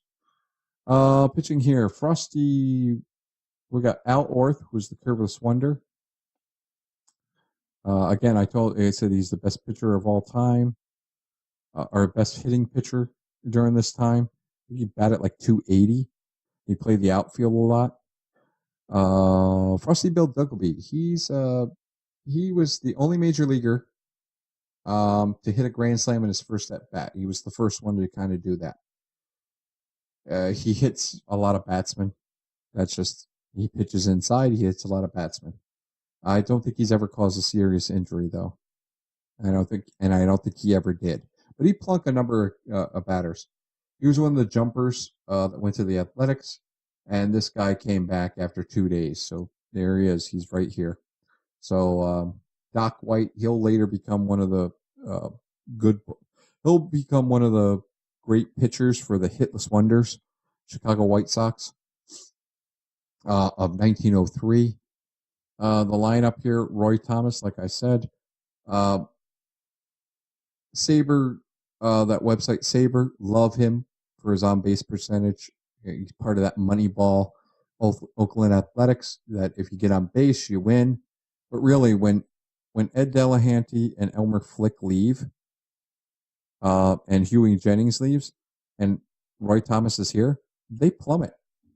They plummet right. They plummet right to the bottom of the league. So on base isn't anything. In real life, he was the only player to score 3 times more than he drove in. So if you look at his batting stats, and we look at not his streaks, although you can see streaks, which is pretty cool. That active streaks, ended streaks. So you can look and see how many things he does there. Career batting stats, all levels combined, 1899. And after that, look at it, 137, 132. Look at his RBIs, 47, 33. And he'll continue on for a very long time. And that's it. In real life, he's the only player to score 3 times more than he drove in. Even Ricky Henderson had more RBI, had close to RBIs as he did. Well, not close, but, he had about half of the RBIs that he had for run scored. He once fouled off 22 consecutive foul balls, and that's when they finally said, enough's enough. You foul off a ball, it's a strike. That way you can get a strikeout, right? So he was one of the reasons. Now the NL didn't adapt that rule until 1903 fully, where the AL did it automatically. Or 1902, 1902, or was it the other way around? I don't know. If I'm mistaken on that, someone will let me know. But then again, this freaking video is almost like a stream video. He's a good center fielder, and he became the coach of University of Pennsylvania baseball team, and he led the NL in real life in 7 years. So we'll see if he could do it here. I want to see how many times he leads the league in walks. And then of course we have this guy, which I told you about before, Pierce Chills. What's the use? This guy, biggest assholes to play the game. Let me see. Editor, do I have him disruptive? Yes. We're going to put him as disliked and disliked. No one's going to like you. No one's going to like you. Not a good influence. High greed, low everything, low intelligence. This guy has got the greatest nickname of all time. What's the use? Pierce, what's the use, Childs? Hit a buzzer in the third base coach to relay stolen signals. He later escaped from Texas prison. He's a statutory rapist, and he's constantly in trouble with the local authorities. That's this guy's piece of garbage. Pittsburgh. So we're almost done. Yay, I'm almost done. I'm not even going to edit this video. I'm just going to throw it up here. Stick to the wall, because it took me so long to do this. I'm just doing it. Owner. One of the best owners of all time, Barney Dreyfuss. What a great owner, this guy. Best owner in the league. And probably one of the best owners of all time, Barney Dreyfuss. He treated his players with respect. He treated everybody with respect. Fred Dow. He was a pitcher in the minors, and he was instrumental in allowing baseball to be played on Sunday, Fred Dow was. He was great at roller polo, which is an indoor version of ice hockey. So he basically invented that sport before it became a thing, like in the 1980s. I think we started seeing that. Fred Clark just became manager last year. He had a 35-game hit streak in 1895. He was runner-up to Wee Willie Keeler in 1897 with a .390 batting average. He's brother-in-law to Chick Frazier, who was a pitcher over there at the Athletics. And his brother Josh Clark will be playing for the Cardinals pretty soon. Bench coach Guy Hecker. He was pitcher first baseman for the Louisville Eclipse and the Pittsburgh Pirates. He was the best pitcher-hitter combo player in the 19th century. Like if you look at his pitching stats, he had 52 wins, 30 wins, 26 wins. He had a good ERA, 2.92. But then you look at his batting stats, and his batting stats are just as impressive. 270, 290, 341. This guy was the first dual threat in baseball history. He didn't last long, but still, regardless, he's probably one of the best. That's something that I would say is a Hall of Famer, but some people don't think so. He threw a no-hitter September 19th, 1882. He has the Major League WHIP single-season record of .77. He won the pitching triple crown in 1884 and won the batting title in 1886. So why this guy doesn't get any recognition for being in the Hall of Fame? I don't know. He didn't play long enough, I suppose. But if this thing didn't screw up, let me see. Whip. Charlie Sweeney career. It says Monty Hall here.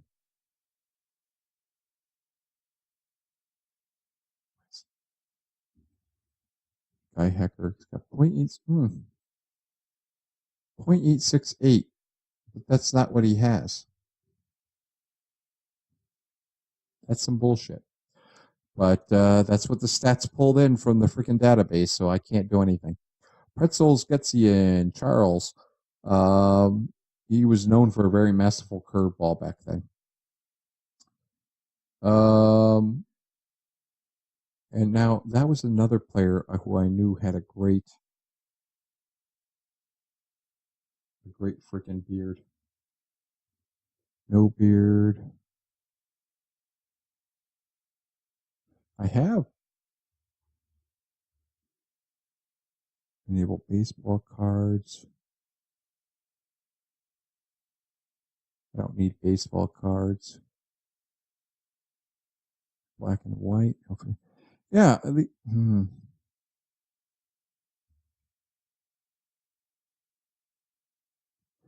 I'm not going to do that. Enable away uniforms. I suppose. I really don't care about the uniform parts. So load pictures automatically. We'll do this. Background, coaches mode. Always if needed.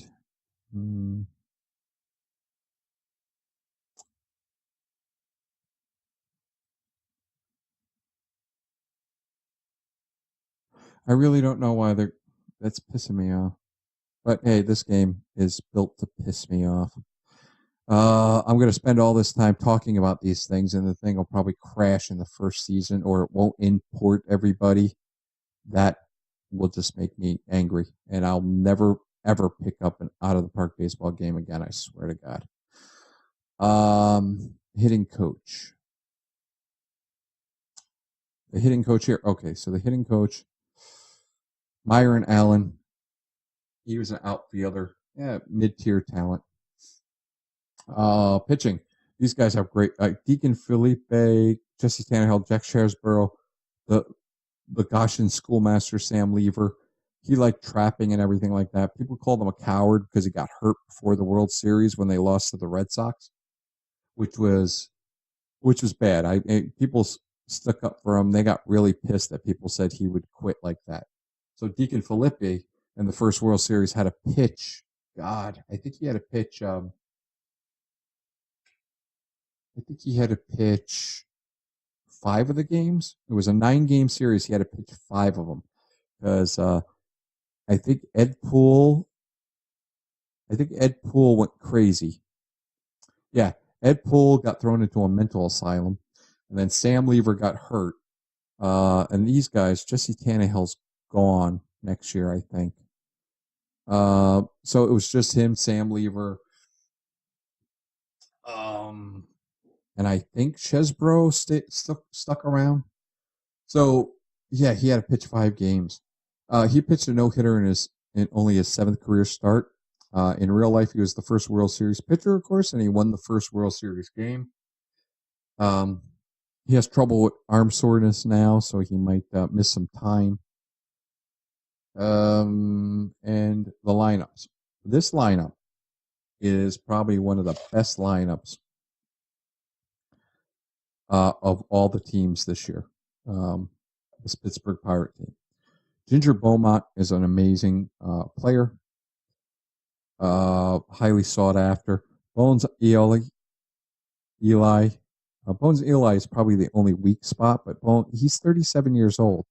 Why they kept him for some leadership and stuff, and he knew players and everything like that, but he just didn't have it at this time. And him not having it is the reason Honest Wagner went to short. Tommy Leach, Tommy Leach. Tommy Leach is freaking 5'5" and 120 pounds. This guy was the number 3 hitter in front of Wagner. Go figure. Because the guy could pound, man, and he was a very good third baseman. He doesn't get a lot of recognition. Fred Clark, of course, was a good player. Kitty Bransfield was probably one of the best first basemen during this time. He was young enough. He was 26, so he's in his prime. Claude Ritchie, Little Allright, he was called because every time they needed a pinch hit, a clutch hit, he'd come through. So he'd know to hit it the other way and all that kind of stuff. So Claude Ritchie will move up to second in the order when Bones gets released. But yeah, so these, and Chief Zimmer is a pretty good catcher. The Pirates always had problems until Ed Phelps came around with their catchers. And even Ed Phelps only lasted maybe 5 years. So they went through a lot of catchers. Pittsburgh did, but overall, I mean, this team stuck around. I think this team was here for the next 3 years, and it was an amazing team. I also have Mike Smith. Is Mike Smith over here? Mike Smith. Oh no, I actually have Mike Smith on the active roster, even though he shouldn't be. Should he be? Real life stats. Yeah, okay. He gets dropped, and he goes to Boston for the last year's career. But as you can see, his batting stats, his real life stats, real batting. He was in Pittsburgh for quite a while, and he's their career leader in a lot of categories: batting average of 325, on base percentage, slugging, OPS, and walks. He's the guy often forgotten. He's the forgotten guy with the very generic name before Honest Wagner took all the Pirates records. And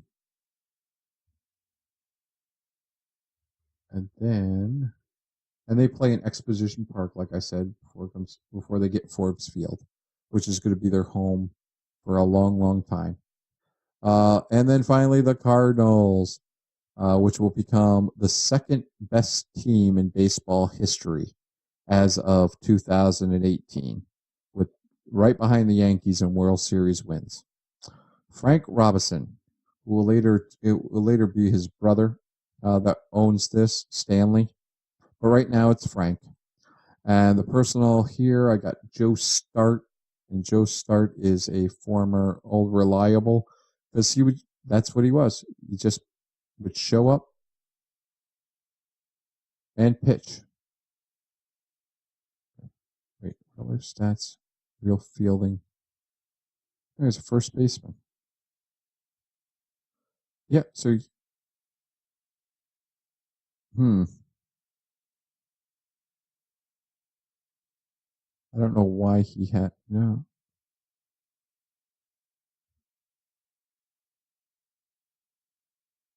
That's weird.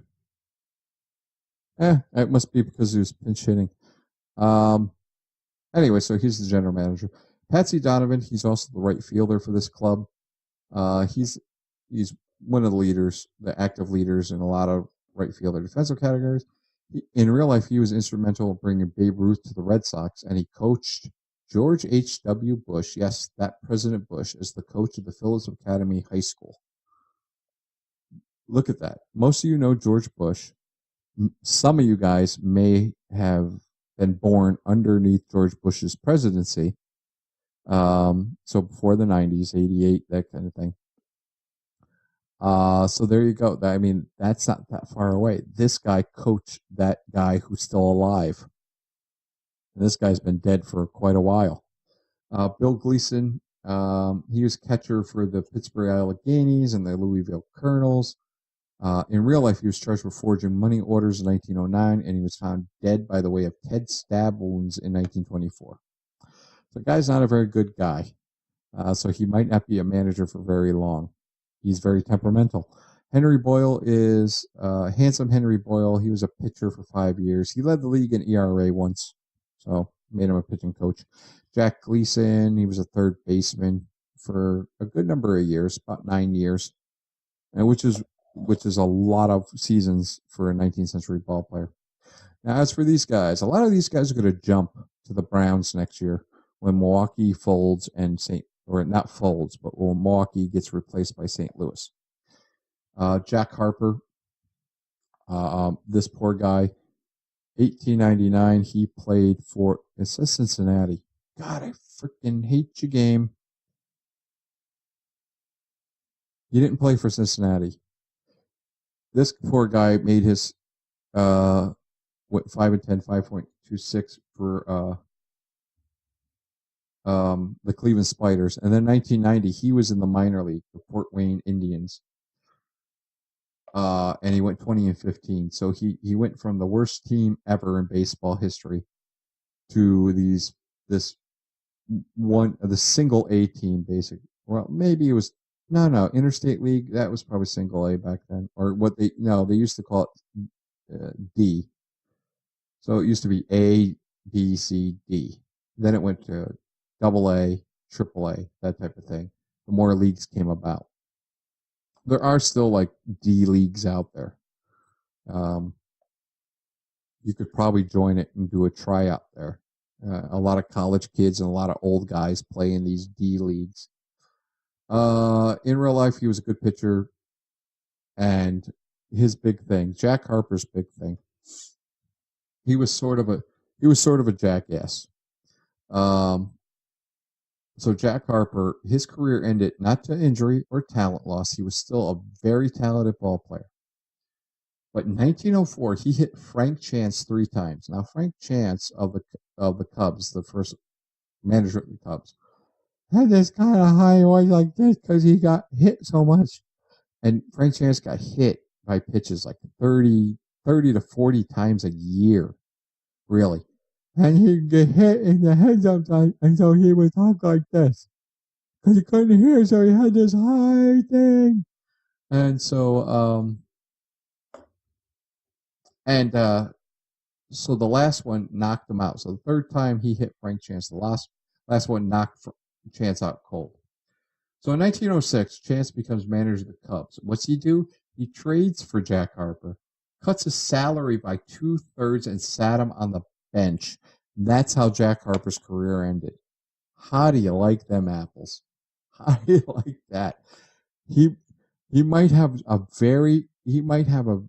better career here. He might even make the Hall of Fame. He is that good of a pitcher where he might, with a couple of breaks and a development boost a little bit, he might make the Hall of Fame. That's how good of a pitcher he kind of was. So he screwed it up just by being a jackass one time. It's amazing. Don't burn bridges is what I'm trying to say, guys. Emma Hendricks, this guy is an interesting guy. This his career ended in 1908, but he was still a good ball player. He was still a good ball player. It just injuries. He just got injured and he just never came back and he stayed in the minor leagues. It was really weird. Um, this guy, very, very funny. Dick Brains. So Dick Brains Patton. Oh, that's such a wonderful thing. But he played for 3 seasons with the Pirates.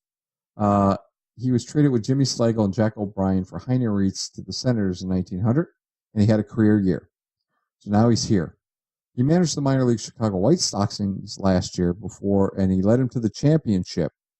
So Brooklyn won the championship in the National League, and Chicago White Stockings won in 1900 when this guy, Dick Brains, managed them to the championship. So in real life, he jumped with many of the Cardinal teammates to the Browns in 1902, and he was named captain right away, and later became a Brown scout for forever.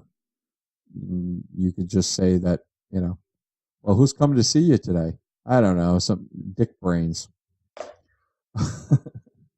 And he's usually among the players leading in hit by pitch. So he's got 12. Actually, that's not even good at all. We're going to make that 22. There you go, Dick Brains. Nobody else to speak of there. And so that's it. Really. We do have this one guy. I just wanted to go to Pittsburgh, and I wanted to tell you about one thing, just in case somebody's like, I'll just skip to the end of the video, and he says something, I'll be like, hey, nice video. I really enjoyed that. This is just for my own enjoyment at this point. So really, guys, I'm not worried at all. No one's gonna watch this video. I don't even know if YouTube will take this video if it's not streamed. Anyways, but Rube Waddell is disliked locally. He is disruptive. And that's just how he is. He has no work ethic, no intelligence. Rube Waddell is very stupid. He's not very greedy, though, because he's frivolous with money. He goes through wives like their tissue paper. But he doesn't really know about money. So Connie Mack would have to pay him when he was with the A's, had to pay him in dollar bills a little bit at a time so he wouldn't spend it all. He was just an idiot, unfortunately. I mean, he might have, he was mentally ill, but still, he was stupid as well. But he was kind of mentally ill. He's pretty loyal, but he's not so loyal. His desire for winner, he doesn't really care. He has no leadership ability. No one follows Rube Waddell. They're usually complaining about him. He is very adaptable, though. He has a lot of controversy because he'll basically jump off the mound and chase a fire truck. No lie. Every time a fire truck went by, he'd just stop pitching and he'd run right out there. Handle success.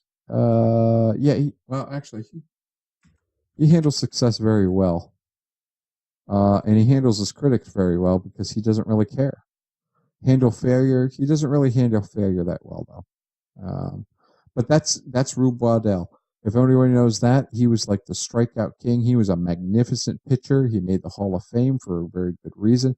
He has a $1 million talent and a 10-cent and a nickel head. That's what we used to say.